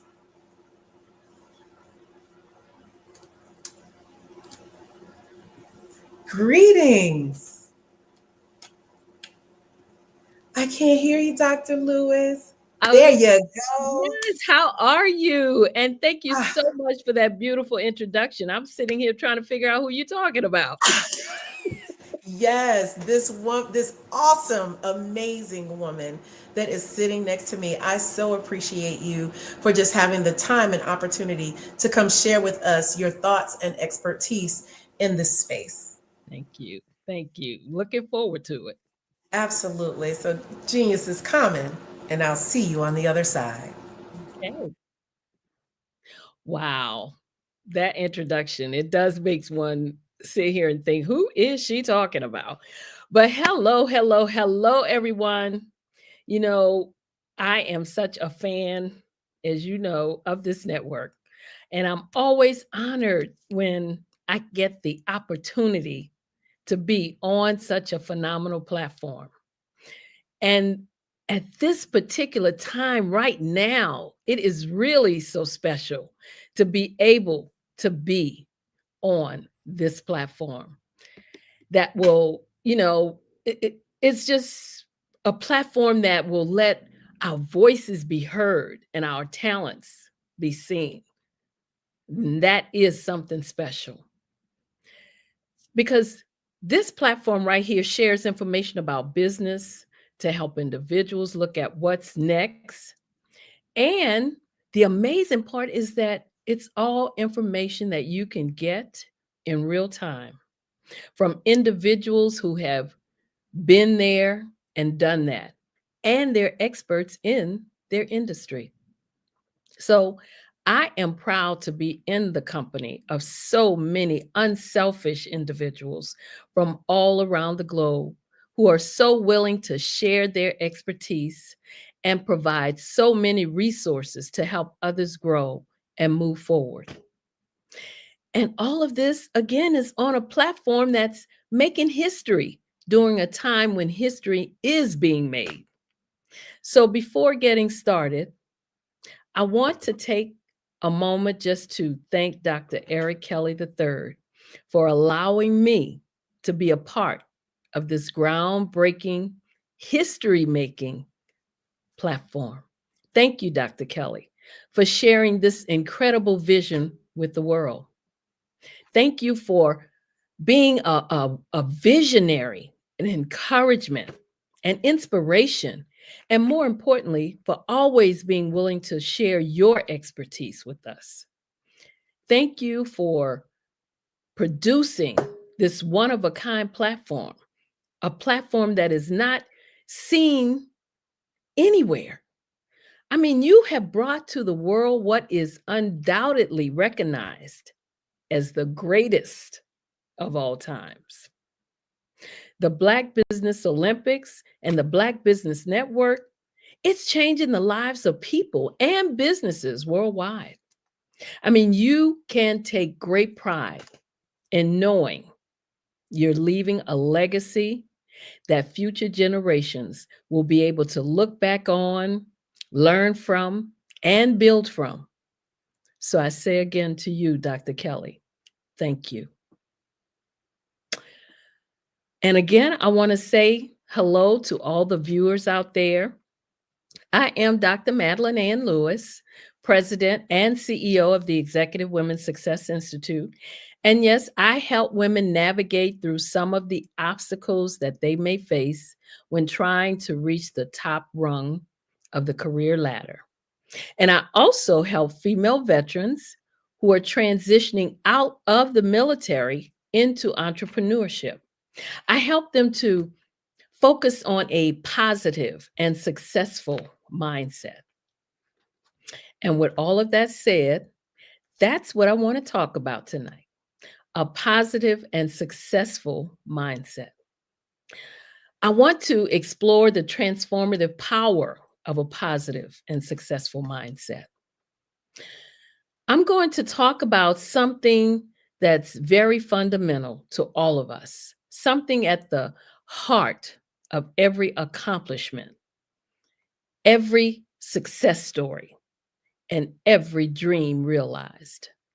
And that is our mindset.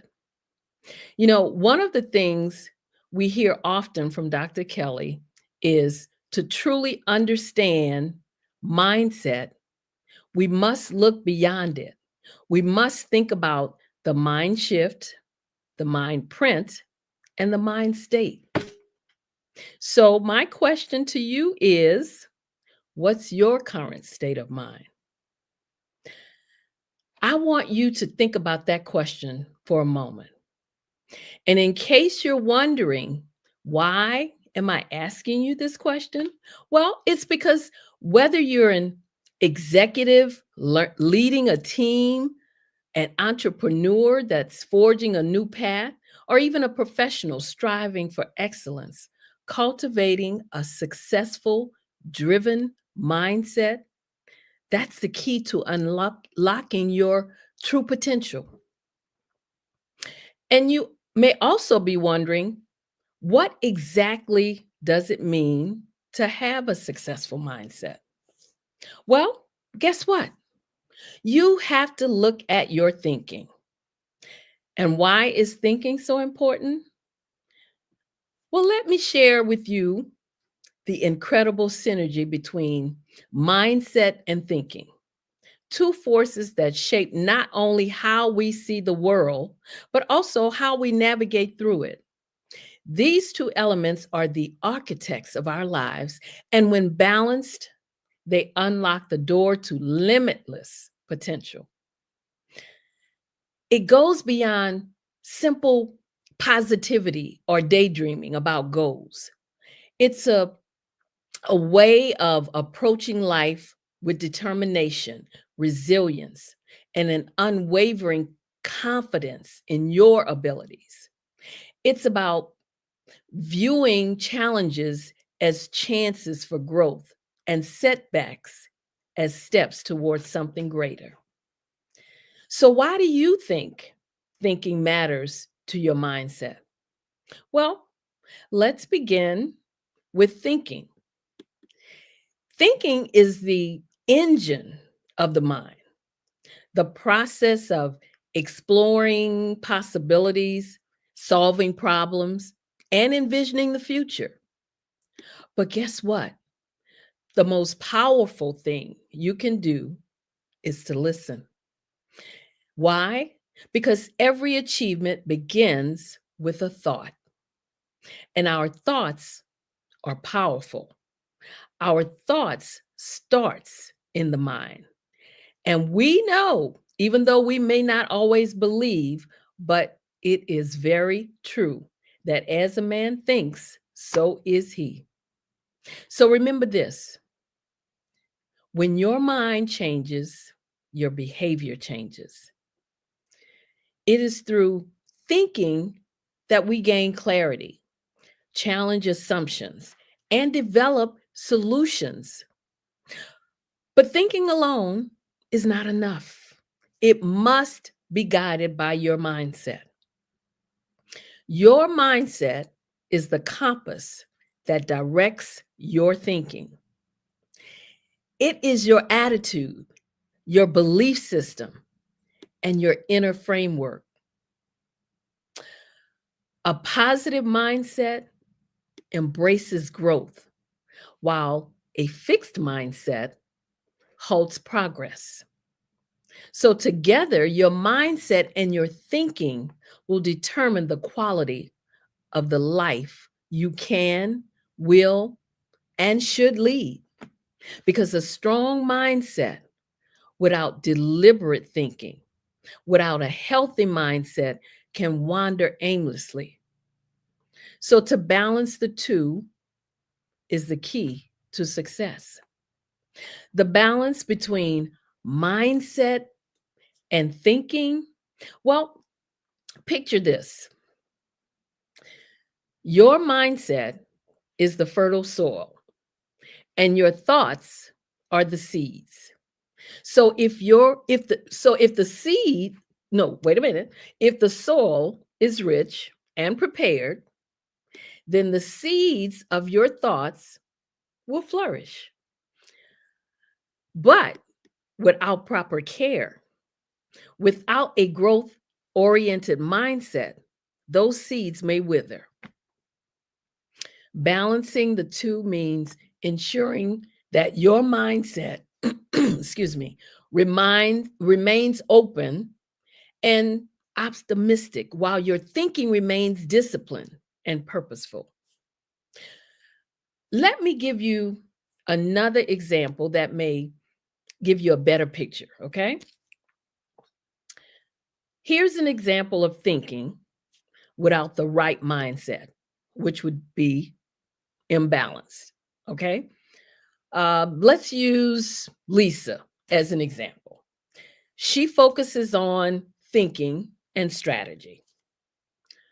So Lisa, she creates a solid business plan. She analyzes competitors and the pricing. Then she builds a marketing funnel and she tracks the analytics for that. But now this is where she has a fixed mindset, because what happens? She starts thinking. What if I fail? Maybe I'm not good enough. Selling feels pushy. I don't want to be annoying because others are already doing this. So maybe I shouldn't even try it. And guess what's the outcome of all of that self-doubt is? Despite having the right strategy, because we all know she started out she hit the ground running with her, her strategy of building the business plan and all that. But then she let fear and doubt creep in. And that is what will hold her back, because she hesitates at that point to promote herself. So this will result in a slow growth. I said all of that to say that when challenges arise, a resilient mindset says, I can learn from this, while strategic thinking asks, how can I solve this? In other words, you don't want the imbalance or the what ifs to take over. And this is a platform that can give you the inspiration to take action. Because when we strike a balance, we achieve the extraordinary. When you look at this platform as a seasoned business owner, or even a business owner just starting out, you should be thinking, how can I network with the speakers on this platform? Ask yourself, what can I achieve if I harness my mindset and thinking in perfect harmony? Could you maybe create a new innovation? Maybe even rebuild $1 million corporation? Or maybe you can inspire a community.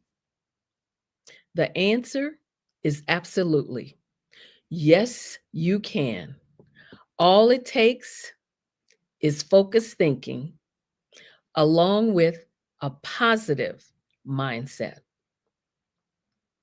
But let me be clear, achieving this balance is not an overnight success. It's a journey, and there will be setbacks that test your mindset and moments of doubt that challenge your thinking. So embrace those moments as opportunities to grow stronger. And keep in mind, while most are dreaming of success, winners wake up and work hard to achieve it. So here's what I want you to do. I want you to start each day by asking yourself, what kind of mindset do I want to carry today? And how can I direct my thinking to align with my goals? Now, these small but deliberate actions could be the building blocks of a life lived with intention. Another core principle of a successful mindset is the power of self-belief. Whether you think you can or you think you can't, you're right. Your beliefs shape your reality. So if you truly believe in yourself and your capabilities, you're already halfway to success. So trust in your skills, your knowledge, and capacity to overcome obstacles. Believe that you are worthy of success, and the universe will align to support you. However, self-belief alone, that's not enough either. A truly successful mindset also includes resilience in the face of adversity. The path to success is rarely easy because there will be obstacles, setbacks, and moments, as I said, of doubt. But your response to these challenges will define your journey. So rather than dwelling on failure or succumbing to self-doubt, choose to bounce back stronger. Treat setbacks as opportunities to learn, to grow, and to improve. Remember, it's not the fall that defines you, but the courage to rise again. So keep this in mind. If you change the way you look at things, the things you look at will change. I believe this is at the heart of transforming our mindset and the outcome. An essential part of cultivating a successful mindset is the courage to take risks and to embrace change. Because comfort zones are the resting place of dreams, but success lives beyond the familiar. So stepping into the unknown, embracing uncertainty, and adapting to change are where growth happens. So don't be afraid to challenge the status quo, to go after your passions boldly, and to give it everything you've got. Remember, our time is finite. And by that, I mean time is our most precious resource. And how we spend it directly impacts our path to success. Adaptability and change is a cornerstone to success. And when we embrace change and turn challenges into opportunities for growth, we can then begin to look at where we are going and what we plan on doing. So I want you to know every minute you spend focused on your goals is a minute invested in your future. And every minute wasted is a minute you'll never get back because it's lost forever. Did you know that success lies just outside of your comfort zone? And did you know that with a growth mindset, you're constantly evolving, building the skills needed to reach your goals? Success isn't for those who fear failure. It's for those who see failure as a stepping stone toward improvement. So if you find yourself feeling like you want to give up, look back and see how far you've reached already. Remember, failure is the opportunity to start again, but this time with more wisdom. Successful people view every challenge as a chance to learn and to grow because they understand that setbacks are not the end, but a setup for a comeback. Learn to embrace each moment. Take that step forward and keep your eyes on the vision you're building. You have the power to create it. All it takes is the right mindset. And I'm here to tell you that greatness is within your reach. But I have to ask, what steps are you taking to move forward? What actions are you taking to leave a legacy for the younger generation to help shift their mindset toward positivity, possibility, moving forward? What are you doing to show them a path to success? Especially those who feel there is no clear way forward because they lack positive role models. Our young people need to know how to build a future for themselves, to make a living, to find direction. So, again, what are you doing to make a real impact in their lives and ultimately on this world? Now, I realize I'm giving you a lot to think about, but let me be clear. Nothing comes from missed opportunities, broken promises, or a half-hearted attitude. We can't expect to inspire change in the younger generation or anyone else if we don't start by transforming our own mindset. It all begins with believing in yourself, because self-belief is the cornerstone of any meaningful transformation. And that's why it's essential to ask yourself, why am I here? What is my purpose? Because guess what? When you know the why behind your actions, you'll find the strength to stay committed to your goals and to finish what you start. The life you lead starts with the beliefs you hold deep inside. And embracing your own worthiness, truly believing that you deserve the successes you envision, that's the foundation of every step forward. And always remember, change starts within. You are what you think. And when you truly believe in the vision you have for your future, that belief will fuel everything else. You have what it takes to do whatever you set your mind to do. Maybe you don't, maybe you won't follow the exact path of the leaders and the speakers you've heard from this week. And you may not do things exactly as they did it or on the same timeline, but you can still achieve your goals. If you believe in yourself, if you hold onto your vision, this network and everyone here can support you.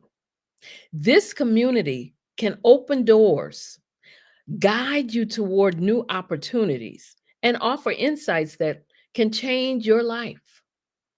But understand this: the journey to success is rarely a straight, smooth path.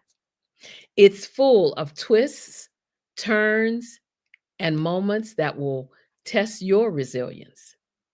It's about pushing forward when others might stop, persevering when the road gets tough, and standing firm when others say you can't make it.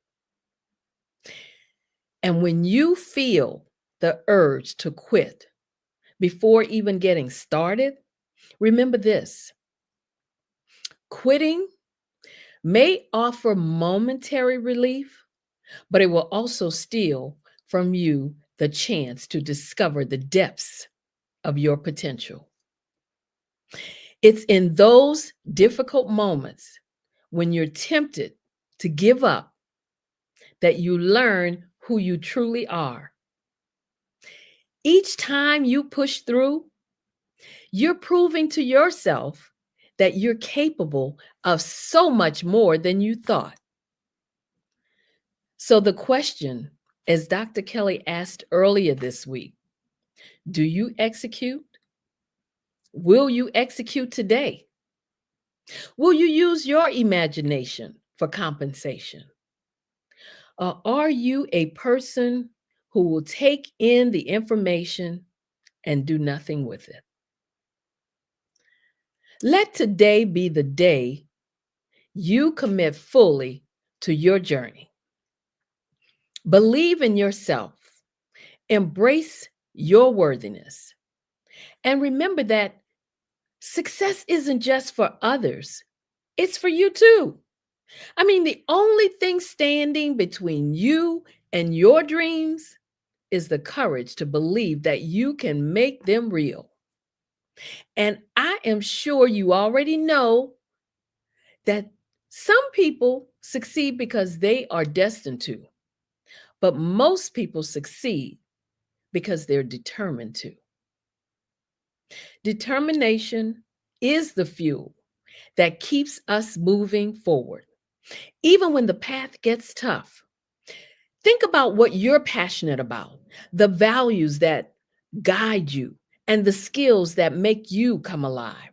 Consider how powerful it would be to share these gifts with the world, to inspire others by stepping fully into what makes you unique. And then I want you to remember, you don't have to take this journey alone, because this platform right here is a foundation, a support network, and a resource for you to draw from. Think of it as a wealth of knowledge and inspiration filled with insights, experiences, and tools from those who have traveled a similar road. This platform has already opened doors for so many, me included, and it can do the same for you if you're willing to step forward, to be intentional, and to embrace the opportunities you're given. You have access to resources that can take you to the next level, resources that have the power to transform your vision into a reality. But here's the key: having resources is only the beginning.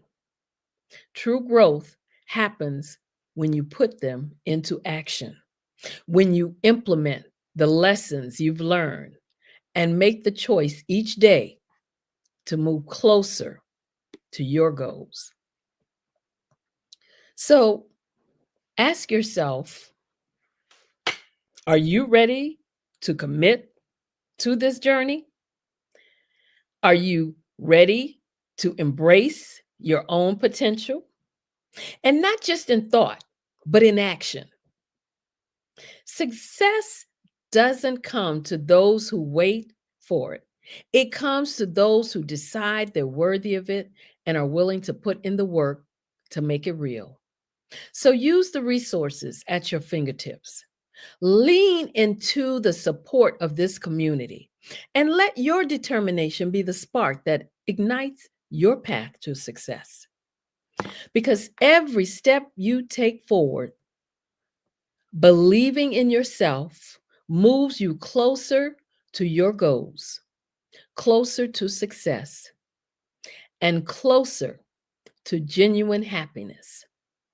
Remember, each small action builds on the last, creating momentum and bringing you nearer to the life you envision. When I tell you that you're gaining insight from people who have been in your shoes, I mean that you're hearing from those who have faced similar challenges, navigated the same obstacles, and stared down self-doubt. But they stepped out of their comfort zone and declared, I will not give up. They persisted through the setbacks and the struggles.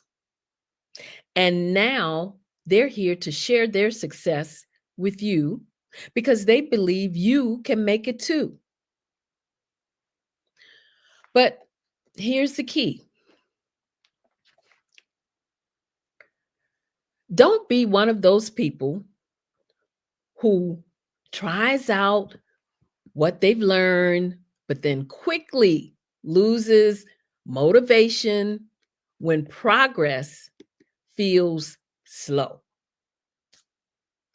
Don't be that person who thinks it's just not happening fast enough, or who gives up at the first sign of hard work, because true progress rarely happens overnight, and meaningful results take time, effort, and consistency. So if you give in to impatience or walk away when things get tough, you're only robbing yourself of the success that could be yours if you just keep going. Success isn't reserved for a select few. It's available to anyone willing to roll up their sleeves and do the work. So keep this in mind. The only thing standing between you and your dreams is the level of effort you're willing to put in. Each setback is just a stepping stone, each challenge an opportunity to prove your resilience.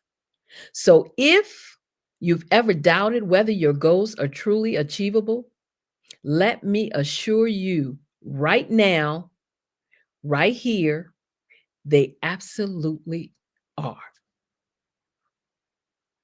The journey may not always be smooth, and the rewards may not come instantly, but that's what makes the process so worthwhile. The work you put in, the grit you summon, and the faith you hold in yourself will be what defines your success in the end. So embrace the journey, believe in the destination, and let each step, no matter how small, bring you closer to the extraordinary life you deserve. So take the inspiration you've gained here and put it into action. And don't look back, because every day remind yourself that your goals are within reach. And with relentless determination, you can achieve them. Every dream, every aspiration starts with a vision. It's the spark that lights the path forward. And it's what keeps us going even when the road gets rough. So don't let obstacles discourage you from chasing the goals that will lead you to your success. Remember, obstacles aren't meant to break you. They're stepping stones towards your greatness. Every challenge you face is an opportunity to grow, to strengthen your resolve, and to prove to yourself and the world that your dream is worth fighting for. So I say to you that the meaning of our lives is the information that we share. And this platform shares a lot of information for you to reach your goals and your destination. I want to thank again Dr. Kelly for having me on this phenomenal platform. It's always an honor. It's always a pleasure. I'm Dr. Madeline Ann Lewis. And if you'd like to reach out to me, you can email me at info@exwsi.com or go to my website, www.exwsi.com. And make sure that you get my book that's bestseller on Amazon. It's the Power of a Successful Mindset, of course. That's what it's all about. And make sure it's on Amazon. All you do is put my name in the search box, Dr. Madeline Ann Lewis, and it'll come right up. Again, thank you so much. It's been a pleasure to be here. Thank you. Oh my goodness, Dr. Madeline, that was I just felt like a warm blanket was just put over me. Oh my goodness. I tell you, I was typing all these little things in your little message. I was like, she gave us some pow and some wow. I was like, words of wisdom and pearls of wisdom. And I so thank you and appreciate that. If you have a few moments, I just have a few questions that I'm sure our audience would love for you to answer. Okay. There are so many women out there, and I love the fact that you have a heart for women, because we're so conditioned to tear each other down, and it just makes my heart bleed tremendously when we can't just be breast to breast with each other. Oh yes. And I thank you for just really giving us the fundamentals and the foundation of what it takes for us to really persevere in this space that we want to be successful in. So I truly appreciate that.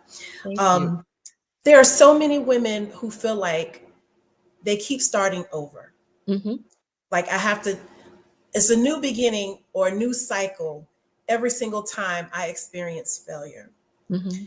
I know they would love to know what keeps you motivated, what keeps you going, what gives you the power to keep persevering. Well, I can tell you this, and this I would have to say started at a young age when I was taught that you don't give up on your dreams. You don't give up on anything that you start. If you start something, you finish it. And that has always, to this day, been my philosophy. And when I work with women and when I talk about the what ifs, what if I fail, what if I'm not good enough, as women, we tend to have that type of mindset that we may start off, fireball, hey, we start off running, but all of a sudden that self-doubt will creep in. So you really have to remember that when you know that you have it, when you know that you're capable, when you know that you have the skills, the abilities, and the talents to do something, then you don't let anybody make you shrink back. You don't, when you, like they say, when you enter the room, you don't sit in the back. And you don't necessarily, like they say, if they don't want you at the table, then you bring your own table or build your own table. Absolutely. But you're going to be up front. You don't sit in the back. You don't let anybody challenge you because I always say that whenever you walk into a room and you're supposed to be a highly intelligent, especially woman, Black woman, female, female, period, you're going to be challenged when you step up to the podium, when you step on the stage, when you're training, what have you. I had to go through that most of my career, with the training. Whenever I go out training and different things like that, there was always going to be one person in the audience that want to challenge, felt like they had to just ask this burning question that they thought I couldn't answer. And that's why I say with us, we always have to make sure that we're on top of our game, that we know our specialty, we know our industry. I always say when I walk into a room, I know that I know that I know that I know, and I'm not going to let anybody make me think that I don't know it. And so, and that's the way when you enter that room, you enter it with the power that you know that we carry as women. Because like I say in my TEDx talk, we are the greatest resource on this planet. And you just have to make sure that you remember that. And when you remember that, then you're not taking on anybody else's drama, because you know that when you step in there, you don't have time for nonsense. You don't have time for all this foolishness, because you are about your business, you're straightforward, and you get it done. And the thing about it is, this is what I guess kind of irritates me a lot about what's going on, because when you take away certain programs and different things that's being done right now, then you're losing your greatest power, because now you don't have that person or that diversity in the room where you have the voices that can help you make decisions based on everything, not just on one little piece of information or one little piece of mind, of what your thought, if you have that woman in there, because as you know, as women, our thoughts or how we look at things is totally different from how men look at things. And that's always the case.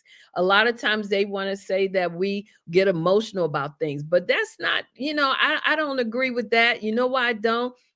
Because I look at it as though we are looking at it from a different perspective, and we're not looking at it from if you don't agree with me, then I'm just gonna bop you over the head until you do. We look at it from the perspective that here's what it is, here's what I think you should do, and I think this will make better sense than what you're saying about just going in there and knocking down the door and bopping them over the head or something like that.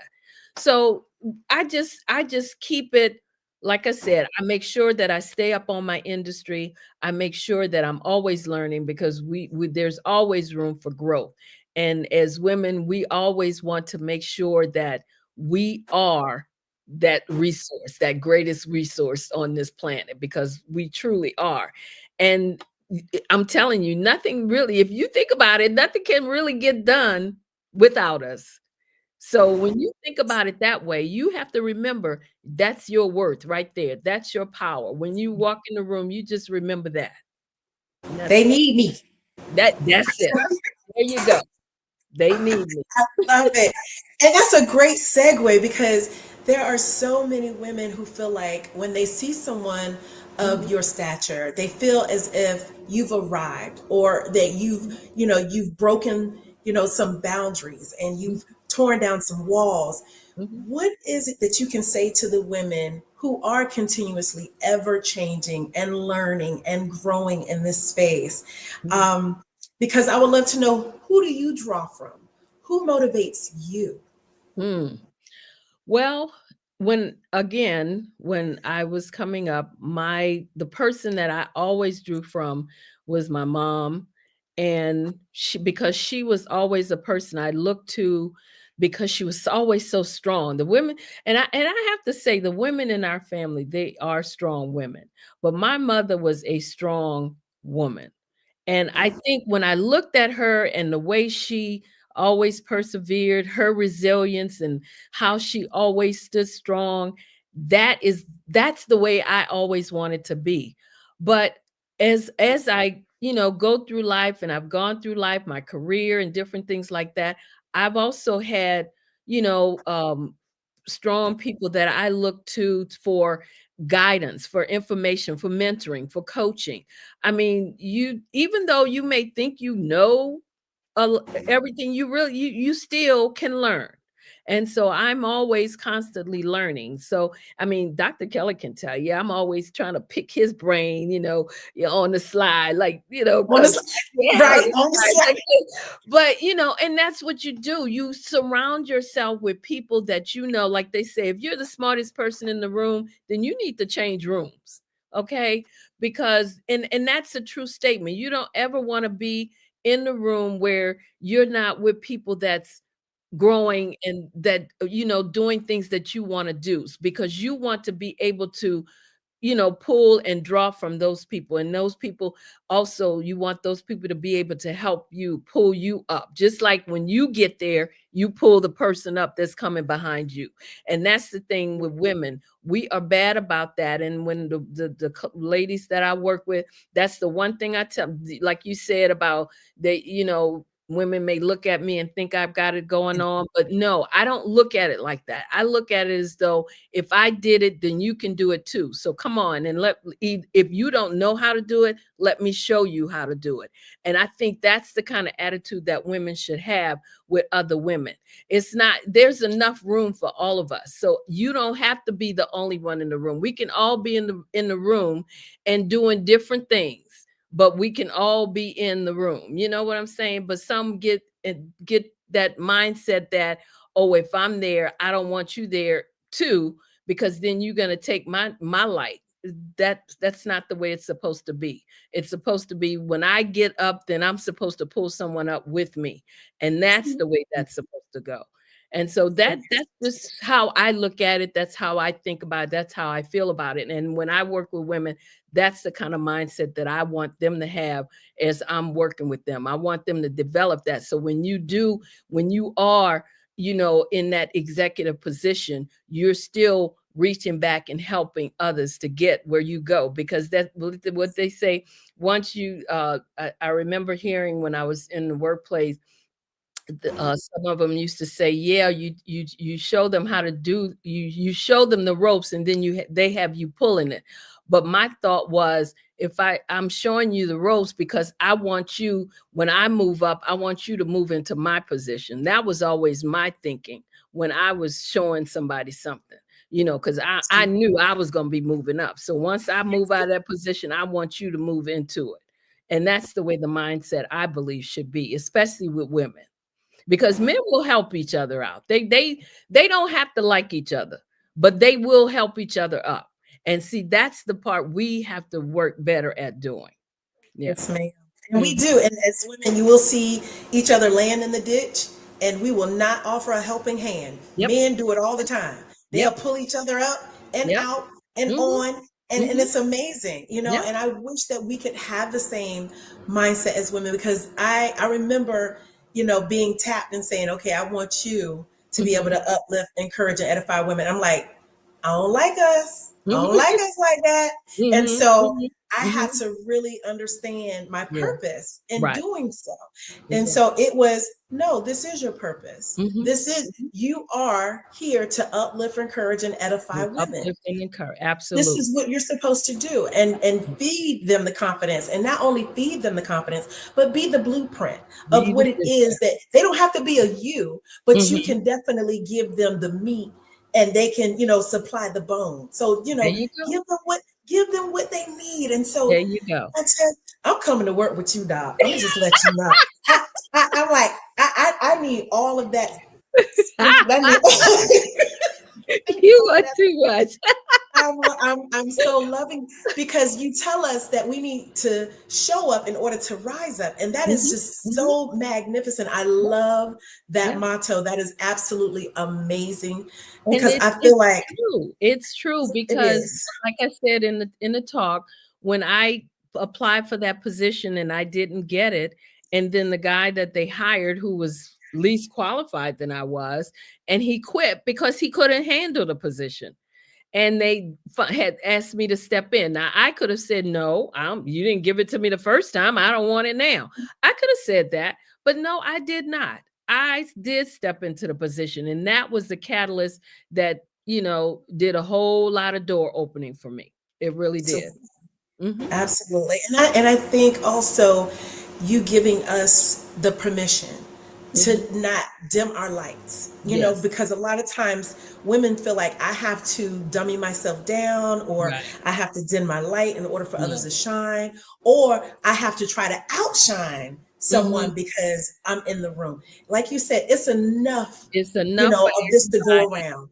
And it's not a bad thing to toot your own horn. When the opportunity presents itself and you feel that you need to toot your own horn, then do it. It's not that you're being aggressive or any, some of the words that they might use. No, you're tooting your horn because you're letting them know that you are in the room and you are capable of doing what you need to do and doing it on an excellent level. So yes, you do toot your own horn.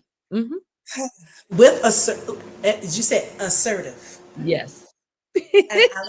I'm telling you, I was just soaking. I was a sponge tonight, literally. Like I'm having all, and I can't wait to wring it out on some of my counterpart. I can't wait. Wow. I'm like, I'm about to get y'all all wet up in here. I'm just going, yeah, get that right there. You are too much.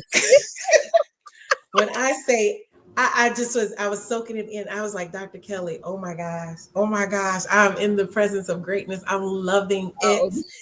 This is amazing. So, and I tell people all the time, you just never know the effect that you have on someone just by the mere words. Well, now that is true. And I say the same thing. You never know who's watching you. And that's one of the things I believe too. You never know who's watching you. And so if if I sitting here telling you have a successful mindset, and then the next female I run into, I'm ready to knock her down, cuss her out, or whatever, then something's wrong with that picture. Something is wrong with that picture. Absolutely. I mean, I'm working on a book now called The Humility High. And I want to be able to reach out to women such as yourself to ask them, how do you stay grounded? Because people will put you up on a pedestal. They'll put you there and you feel like I have to stay on. I have to stay on. I have to stay on because they've positioned you there. Yeah, I know what you mean by that. I've gotten that, but I just always say, hey, I am no better than anybody else. If I did it, you can do it too. That is what I always say. Yeah, but I feel like it's the humility that keeps you there because you know that you're making infinite change.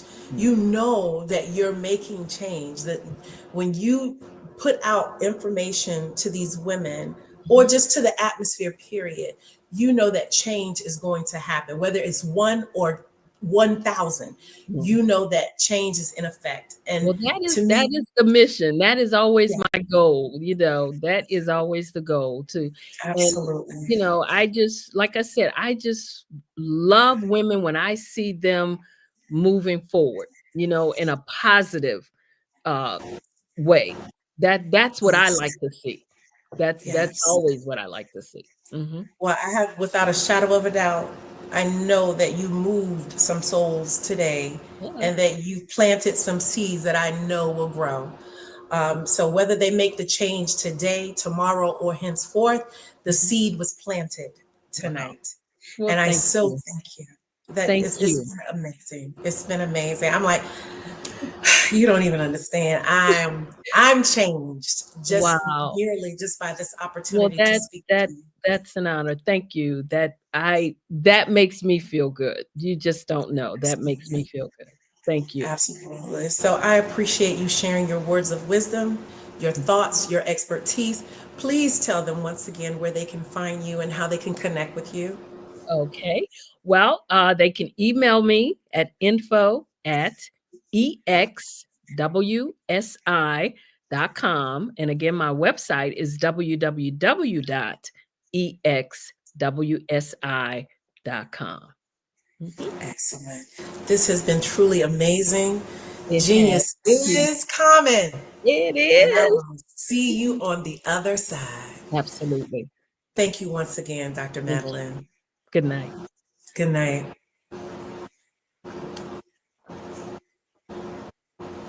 Hello, I am Dr. Eric Kelly III, the visionary strategist and founder of the Black Business Olympics.